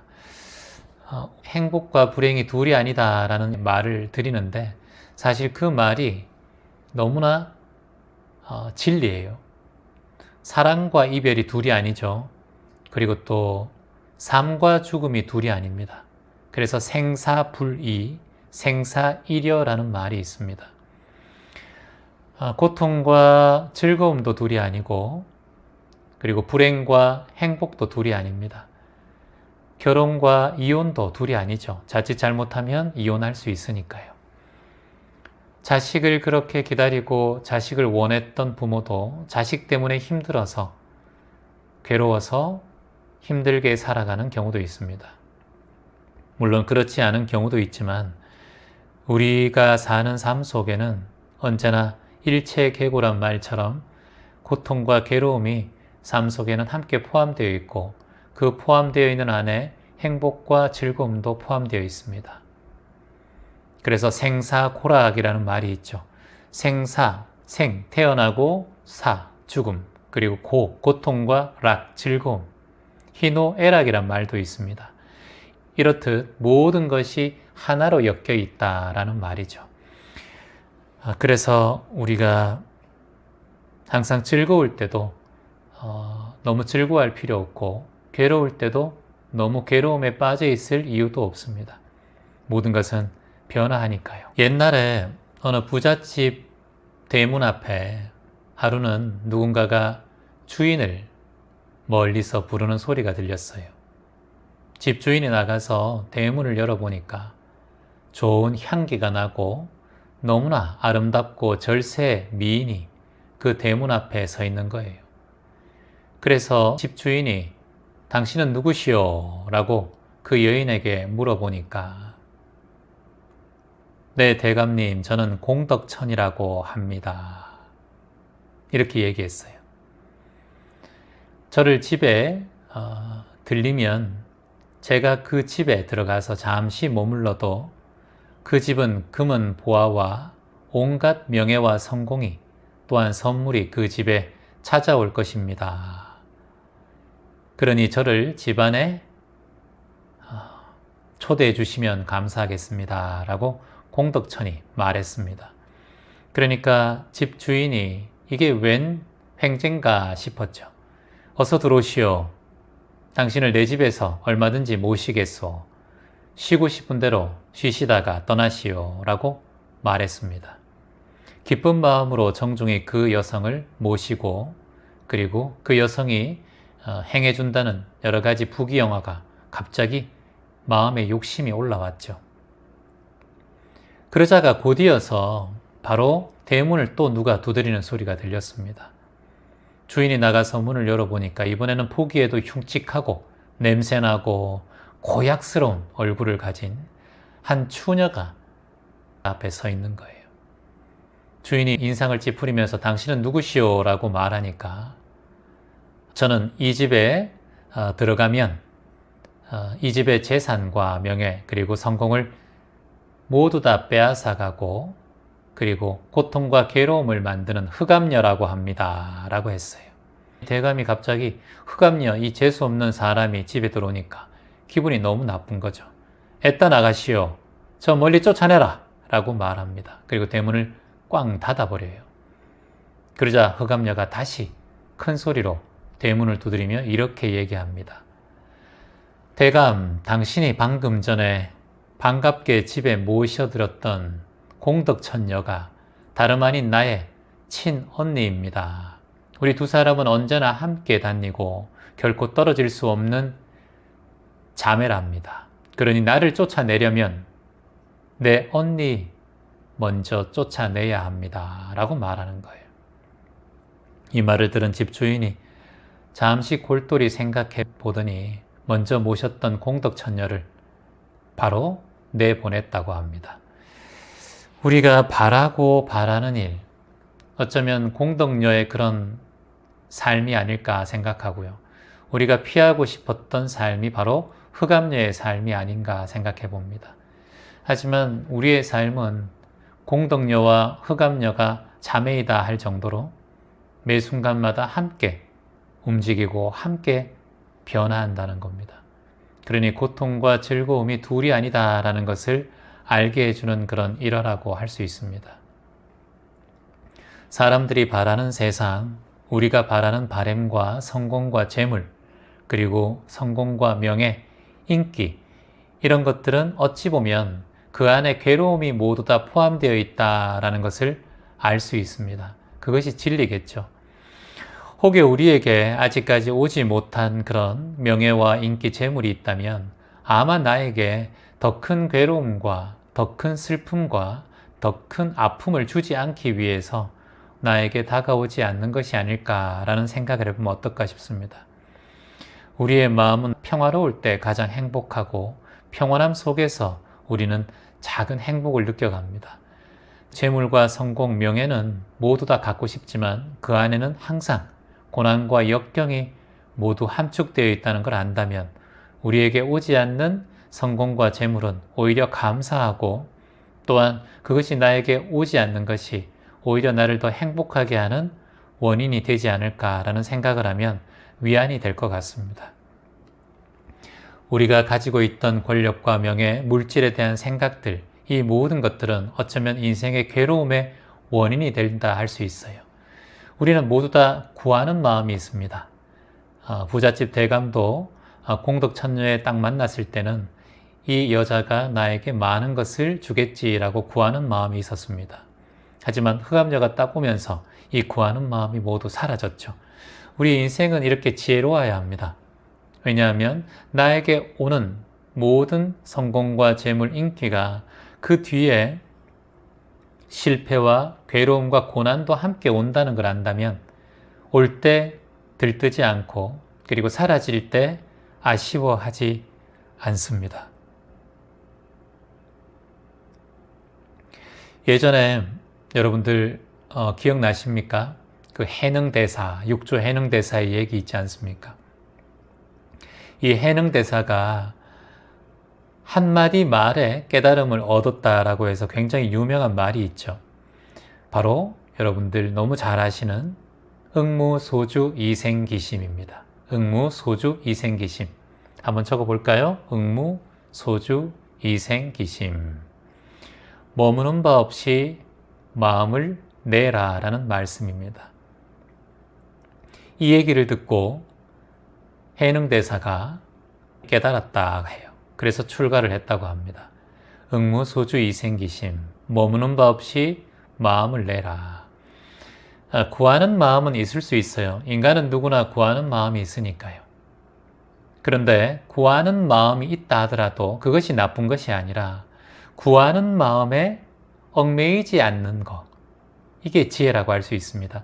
구하는 마음을 없애는 건 쉽지 않아요. 우리 인간은 언제나 마음의 욕심과 삶의 욕망이 있으니까요. 근데 구하지 마라 라고 하는 것은 인간의 욕망을 누르는 거죠. 수행자는 누르는 것이 아니라 알아차리는 거니까요. 그러니까 구하되 얽매이지 말고 구하라, 이게 맞죠. 그러니까 구하는데 얽매이지 마라. 구해도 되나 구하되 얽매이지 마라, 이게 중요한 거예요. 그러니까 결사적으로 뭔가를 자꾸 구하려고 하면 구하고 난 뒤에도 화가 올라올 수 있고 뒤따를 수 있으니까 구하되 결사적으로 구하지는 말라는 거예요. 이게 진리의 말씀입니다. 우리가 보통 이런 얘기 하잖아요. 두드리면 열릴 것이다. 근데 두드리긴 두드리는데 목숨 걸고 두드릴 필요는 없어요. 두드리고 두드려도 열리지 않으면 목숨 걸고 내 손이 부러져 가면서 두드리면 안 됩니다. 열릴 때까지 두드리지 말라라는 건 아닌데 그 열릴 때까지 목숨 걸고 두드리는 것은 무지한 것이다. 두드리다 안 되면 다른 곳에 가서 두드리는 것도 괜찮다는 거예요. 한 3번 해보고 안 되면 다른 길로 가야 되죠. 그 길만 계속해서 찾아가는 것도 어찌 보면 욕심이고 집착이라 할 수 있습니다. 사람들도 대화를 하다 보면 1번, 2번 얘기하다가 3번 얘기해도 듣지 않으면 저는 그냥 놔두는 게 좋다고 봐요.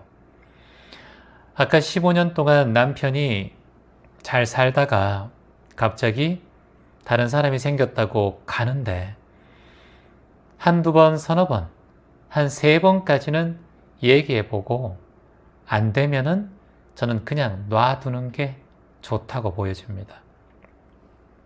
그래야 마음의 상처를 덜 받을 거예요. 지금 자꾸 그 사람이 원망하고 미운 마음이 자꾸 올라오거든요. 그러면 그게 내 마음의 병을 만들어요. 그래서 떠나간 것도 원망스럽고 억울한데 오히려 그 사람 때문에 내가 병이라도 들고 내 삶이 더 어려운 상황으로 흘러간다면 나에게 큰 지장을 줄 수가 있습니다. 그래서 응무소주 이생기심, 머무는 바 없이 그저 마음을 내고 구하되 결사적으로 구하지 말고 그리고 찾되 결사적으로 찾지 말고 두드리되 서너 번 두드리다 안 되면 내 길로 가고 너무 올인하지 않았으면 좋겠습니다. 마땅히 일정한 곳이 없이 머물지 말고 너무 지금 내 남편에 일정하게 마음을 두게 되면 그때부터는 내가 고통스러워져요. 그래서 내 마음이 지금 어디에 머물고 있는가 정확하게 살펴볼 필요가 있습니다. 내 남편에 머물러 있다면 그 마음을 잘 지켜보고 깨어있는 마음으로 알아차리면서 호흡으로 남편에 대한 생각과 마음을 조금씩 흘려보냈으면 좋겠습니다. 어디에도 머물지 말라라는 뜻은 대학생들, 애청자님들 한번 적어보세요. 어디에도 머물지 말라라는 것은 어디라는 것은 곧 색, 성, 향, 미, 촉, 법. 색, 성향, 미, 촉, 법에 머물지 말라는 거예요. 이걸 육경이라고 합니다. 육경. 색, 성향, 미, 촉, 법. 자, 이게 무슨 얘기냐 한번 풀이해 보자면 색이라는 것은 물질을 얘기합니다. 그리고 성은 소리를 얘기하고 향은 향기를 얘기하고 미는 맛을 얘기하고 촉은 촉감을 얘기하고 법은 의식과 현상을 얘기합니다. 이 모든 것에 머물지 말라고 한 거예요. 남편이 보이는 거, 남편도 물질이죠. 색이란 말이죠. 남편에 대한 생각, 남편에 대한 향기, 남편에 대한 느낌, 남편에 대한 애착, 남편에 대한 의식, 이 모든 것이 남편을 향해 있기 때문에 내가 눈, 코, 입, 혀, 몸, 피부, 이 모든 것이 지금 남편에 대한 경계에 부딪히고 있다고 하는 거예요. 이걸 육경계의 부딪힘이라고 해요. 뭐라고요? 육경계의 부딪힘. 그러니 남편을 보되 그 경계에 머물지 말라라는 거예요. 남편을 봐서 나에게 올라오는 뭔가 경계심이 있을 거예요. 억울한 마음, 미운 마음, 분한 마음들이 올라올 거예요. 그러니까 눈으로 남편을 보되 내가 지금 보이는 남편의 경계에 머물지 말라는 거예요.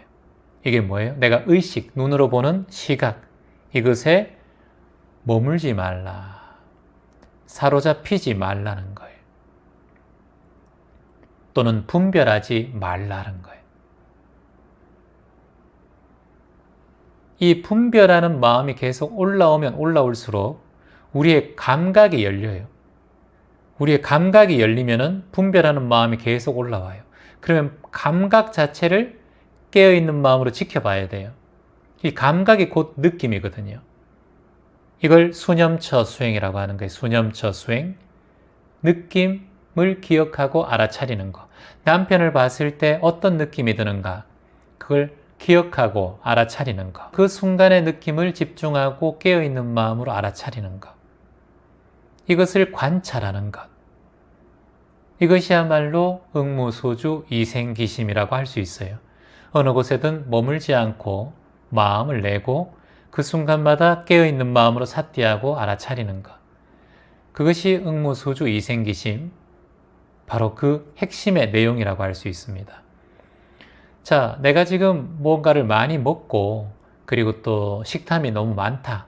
그러면 색성향 미촉법에 깨어 있어야 돼요.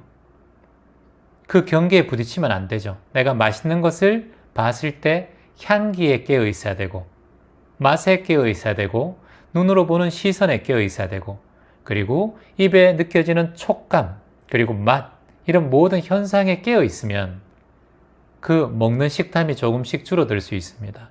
근데 우리는 먹을 때 모든 것을 다 잊어버리죠. 그래서 우리는 매 순간마다 거기에 집착하는 업이 생겨버려요.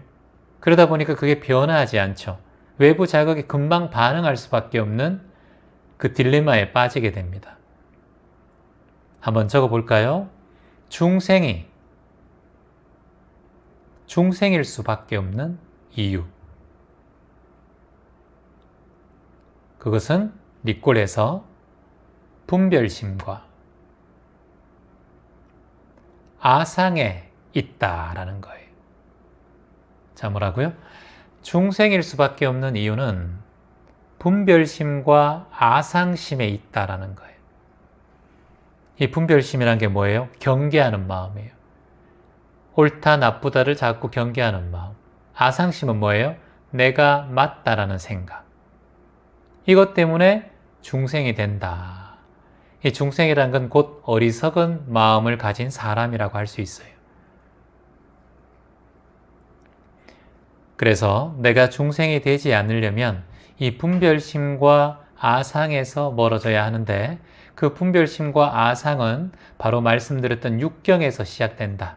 색, 성, 향, 미촉법에 의해서 자꾸 분별이 된다. 그러니 색을 볼 때나 소리를 들을 때나, 그리고 향기를 맡을 때나, 그리고 맛을 볼 때나, 촉각을 느낄 때나, 현상을 볼 때나 매 순간 깨어있는 마음으로 지켜보고 알아차리고 받아들이고 그리고 흘려보내는 수행자 되시기 바랍니다. 희망입니다. 안녕하세요. 최환님 반갑습니다. 저는 1년 반 정도 된 것 같습니다. 기점 명상을 처음 접하고 100일 수행을 3번 했습니다. 지금까지 꾸준히 여러 명상을 선택해서 하고 있습니다. 불면증에서 벗어났고 무엇보다 마음을 보는 눈이 달라졌고 삶을 바라보는 관점 또한 많이 변했습니다. 감사한 마음을 글로 다 표현할 수 없는 것이 아쉽습니다. 최근에 다시 잠을 계속 이루지 못하고 있는데 오늘은 꼬박 뜬 눈으로 밤을 지새고 일하고 있습니다. 생각과 감정은 내가 아님을 기억하려고 새벽에 명상을 세 개나 해도 생각에 함몰되고 불안한 감정에 지배되는 저를 봤습니다. 계속되는 불면으로 정신은 몽롱해지고 객관적으로 바라보려고 할수록 잠은 더 저를 밀어냈습니다. 딱히 스트레스가 있는 것도 아닌데 뜬금없이 시작된 불면, 명상과 독서로 내 삶은 영원히 평온하리라 기대가 했지만 그것은 집착이었고 고난은 언제든지 같이 할 수 있다라는 생각이 듭니다. 예전에 극복했으나 이번에도 잘 이겨내고 지나가리라 마음 내고 있지만 하루하루 거듭될수록 잠에 대한 불안이 잘 흘려보내기가 안 됩니다. 두서없이 적어 내려갔습니다. 현재 제 삶의 필요곡절 인과를 받아들입니다. 고맙고 감사합니다. 라고 적어주셨습니다. 그 전에 항상 안정적이게 잠을 잤다면 잠이 안 올 수 있는 경우는 없어요, 거의. 그런데 예전에 잠을 못 잔 경험이 많기 때문에 최근에 명상과 마음 공부를 만나고 잠을 잘 잤는데 갑자기 별일도 없는데 잠이 안 온다라고 하는 것은 필요곡절이란 반드시 이유가 있다는 뜻인데 필요곡절이 있다면 예전에 잠을 못 잤을 때 그 영향이 갑자기 발생했을 수도 있어요. 그래서 모든 것은 이유가 있지 않습니까? 필요곡절이 있잖아요. 갑자기 나타났다고 했지만 예전에 나타난 것이 지금 드러난 거라고 볼 수 있어요. 자, 그렇다면 중간에 쭉 안 좋았던 상황이 없었고 좋았다, 잠을 잘 잤다고 하는 것은 명상과 마음 공부를 만나서 효과를 보셨다는 거예요. 그리고 난 다음에 최근에 다시 발생했다라는 거예요. 자, 예를 들어서 저도 예전에 초등학교 때는 아토피가 되게 심했어요. 그래서 온몸에 진물이 나고 전국에 다녀보지 않은 피부과가 없을 정도였어요. 그런데 이 진물이 약을 먹으면 좋아져요. 간지러운 것도 사라져요. 근데 괜찮다가 날씨가 조금 따뜻해지면 또 올라와요. 진물이 나기 시작하고 겨울에는 좀 낫다가 여름에 가까워지면 또 발생하기 시작해요. 이게 시절 인연이라는 거예요. 지금 본인이 괜찮다가 갑자기 이렇게 불면증이 생긴 건 일조량의 변화도 있고 또는 계절의 변화, 환경의 변화 또는 식습관의 변화 또는 최근에 나도 모르는 작은 스트레스들이 내 몸 안에 축적되어 있다가 계절과 시절 인연을 통해서 드러났을 수도 있어요. 정확한 판단은 아니지만 그럴 수도 있다라는 거예요. 그러면 이걸 굉장히 감사하게 생각해야 돼요. 지금 본인이 생각해야 되는 건 뭐냐 하면 내가 왜 이게 다시 일어났을까에 집중되어서 저한테 질문하셨어요. 여기에 집중하면 되지 않고 내가 몇 개월 동안 명상과 마음 공부를 만나고 괜찮았다라는 것에 집중하셔야 돼요. 이걸 기억하셔야 돼요. 이걸 삿띠라고 해요. 삿띠. 좋았던 시절 인연을 기억하고 나빴던 걸 기억하는 게 아니라 본래 나는 불면증이 있었고 또다시 불면증이 생겼다에 집중하는 게 아니라 나는 그동안 좋았다라는 것을 기억하셔야 돼요. 이게 이제 내 무의식에 차츰차츰 더 정립되고 저축되어서 나중에는 나는 좋았는데 잠시 이럴 수 있어 라고 마음이 들 때가 있을 거예요. 그렇게 되면 불면증이 와도 문제가 없어요. 불면증 오면 책 좀 더 읽지 명상 좀 더 하지 자는 것보다 명상하는 게 피로회복에 더 좋다는데 나 이제 수행 제대로 할 거야. 잠 안 자고 한번 수행해보지 이런 마음 내면 잠에 대한 집착이 사라져요. 저도 잠이 안 올 때가 있으면 그냥 그때는 수행하는 거예요. 새벽에 수행을 하고 있잖아요. 그러면 나도 모르게 졸고 있어요. 그러면 자면 되는 거예요. 누우면 또 잠이 안 오면 또다시 일어나서 수행하면 되는 거예요. 그래서 잠에 대한 본인의 집착이 있기 때문에 계속해서 잠에 대한 목적의식이 만들어진 거예요. 그건 왜 만들어졌을까요? 과거에 내가 잠에 대해서 집착했던 마음이 내 무의식 안에 있기 때문이에요. 그래서 그 집착심이 드러난 거예요, 더. 제가 피부가 안 좋았는데 피부가 여름에 더 드러나요. 또는 닭고기나 돼지고기를 먹으면 피부가 더 간지럽게 돼요. 그래서 안 먹게 돼요. 근데 먹으면 드러난다는 걸 알아요. 먹고 싶으면 먹고 드러나면 되는 거예요. 술 드시고 싶으면 술을 드시고 내일 아침에 속이 안 좋을 걸 알면 돼요. 그러면 술을 적게 먹게 돼요. 근데 그걸 알아차리지 못하는 사람은 반복하게 되죠. 조금씩 줄일 수 있는 방법이에요. 나는 지금까지 불면증이 있었던 걸 기억하는 것이 아니라 명상과 마음 공부를 만나고 조금씩 좋아지고 난 다음에 가을이나 일조량이나 여러 가지 환경적인 변화를 통해서 잠시 불면증이 다시 올라오는데 괜찮아. 나는 잠을 잘 잤던 기억이 있기 때문에 이게 본인에게 필요하다는 거예요. 여러분과 대학생들 한번 적어봅니다. 무, 위, 진, 인. 무위진인이 뭐냐면 무는 이제 없을 무자니까 여러분 아실 거고, 위는 위한다, 하려고 한다. 위할 위예요. 위할 위. 그러니까 뭘 하려고 하는 마음, 뭔가 도모하려고 하는 마음, 뭔가 이루려고 하는 마음, 하려고 하는 마음. 무위니까 하지 않는 거예요. 진인이라는 것은 자유인을 뜻해요. 해탈인. 자유로워진다는 거예요. 노자, 장자도 똑같이 무위자연이라고 했어요.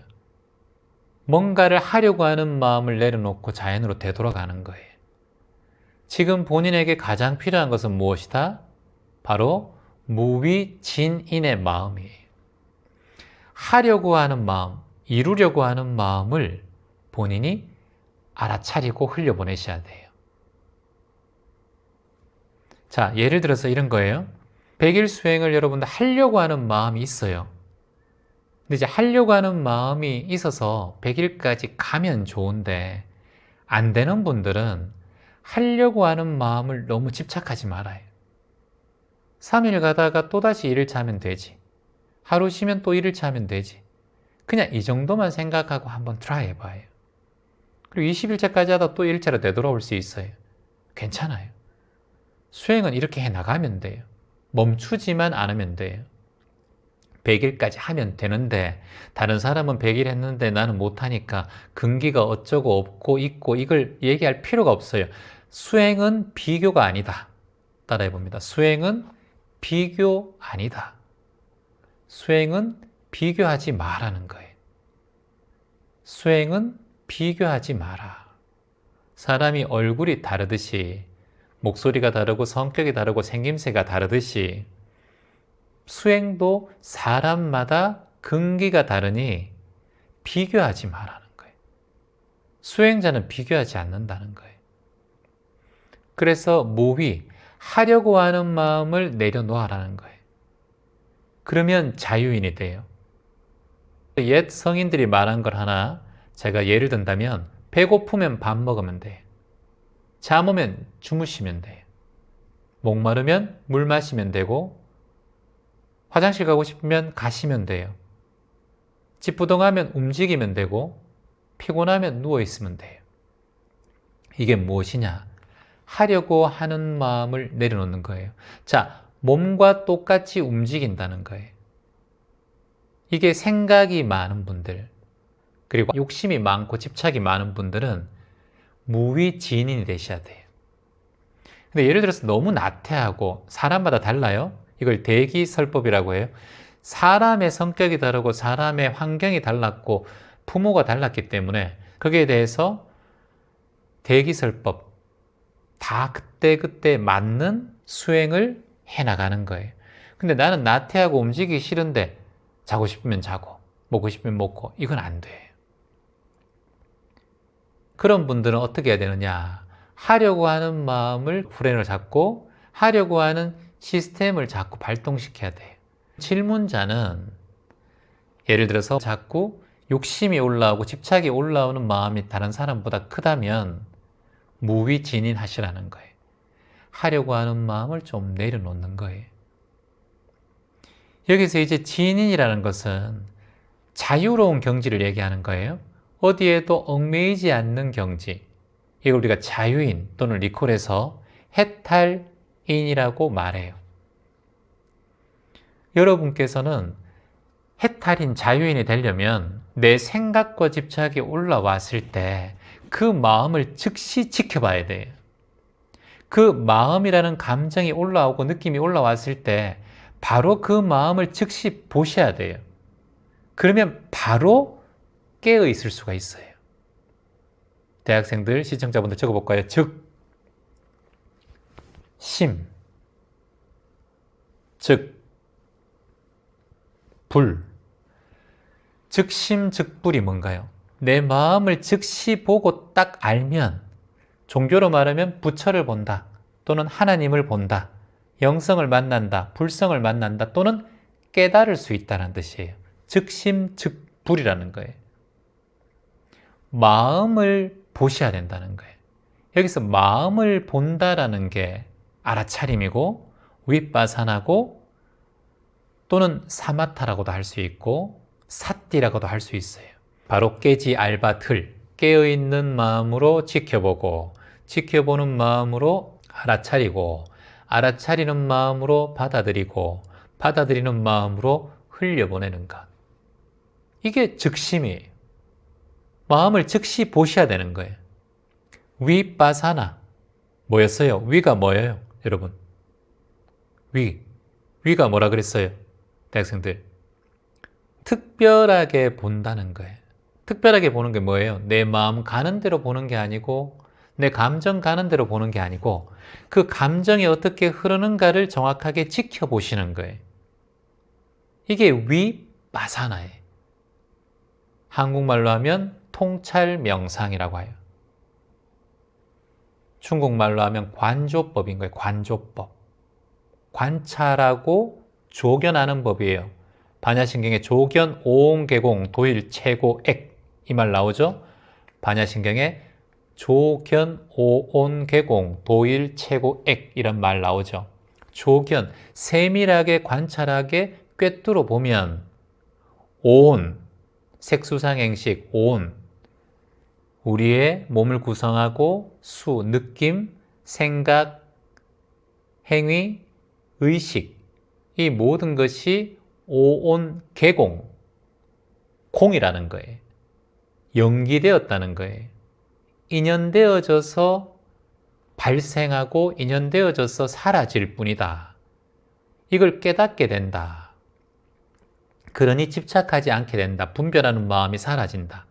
그래서 조견, 오온개공이라고 하는 거예요. 어떠한 고통도 사라져 버린다는 거예요. 그게 바로 지혜의 언덕, 깨달음의 언덕을 건너가는 방법이라는 거예요. 그래서 가장 중요한 건 조견이에요. 반야신경에서 가장 중요한 건 조견이에요. 꿰뚫어 보셔야 돼요. 이게 윗바사나예요. 관조법이자 여러분께 말씀드리는 깨지 알바틀 5가지의 수행법이라는 거예요. 이걸 수행자는 계속해서 해나가셔야 돼요. 그래서 즉심즉불이 뭐다? 마음을 보면 곧 깨달음이다. 마음을 본다는 게 윗바사나고 마음을 본다는 게 깨지 알바틀인 거예요. 즉시 불이요, 즉시 깨달음이요, 즉시 불성이요, 즉시 붓다요, 즉시 영성이요. 마음밖에 없다라는 말 하죠. 그러니까 이 마음을 평상심에 둬야 된다는 거예요. 어떤 괴로움이 올라올 때 이 마음을 두면 이미 늦어요. 항상 이 깨지 알바들 윗바사나를 보셔야 마음이 평온에 이르고 도에 이른다. 이걸 다른 말로 5글자로 평, 상, 심, 시, 도라고 해요. 평상심이 도다라는 뜻이에요. 평상심, 시도. 평상심의 자체가 마음을 항상 지켜보고 감정을 지켜보는 것. 특히나 내 몸을 지켜보고 내 느낌을 지켜보고 그리고 내 마음을 지켜보고 마지막으로 현상을 지켜보는 거, 인연을 지켜보는 거. 이게 뭐예요, 여러분? 제가 말한 이 4가지. 몸을 지켜보고 느낌을 지켜보고 마음을 지켜보고 현상을 지켜보는 것. 붓다의 마지막 유훈. 그 뒤에 의지에서 수행하라 그랬어요. 신수신법이 사념처의 의지에서 수행정진해 나가라. 신수신법이 곧 사념처인 거예요. 네 가지를 기억하고 삿대해야 된다. 바로 몸, 느낌, 마음, 현상. 여기를 윗바사나야 된다. 이것을 깨지 알바틀 해야 된다. 그러면 즉심즉불될 것이고 이 즉심즉불되는 마음을 평상심에 항상 유지해야 된다. 평상심 시도. 그러면 평온이다. 분별할 것도 없다. 항상 그 자리가 각자의 자리고 깨어있는 깨달은 자리다. 그 자리를 바로 무위진인, 어디에도 걸림이 없는 자리, 무위진인의 자리다.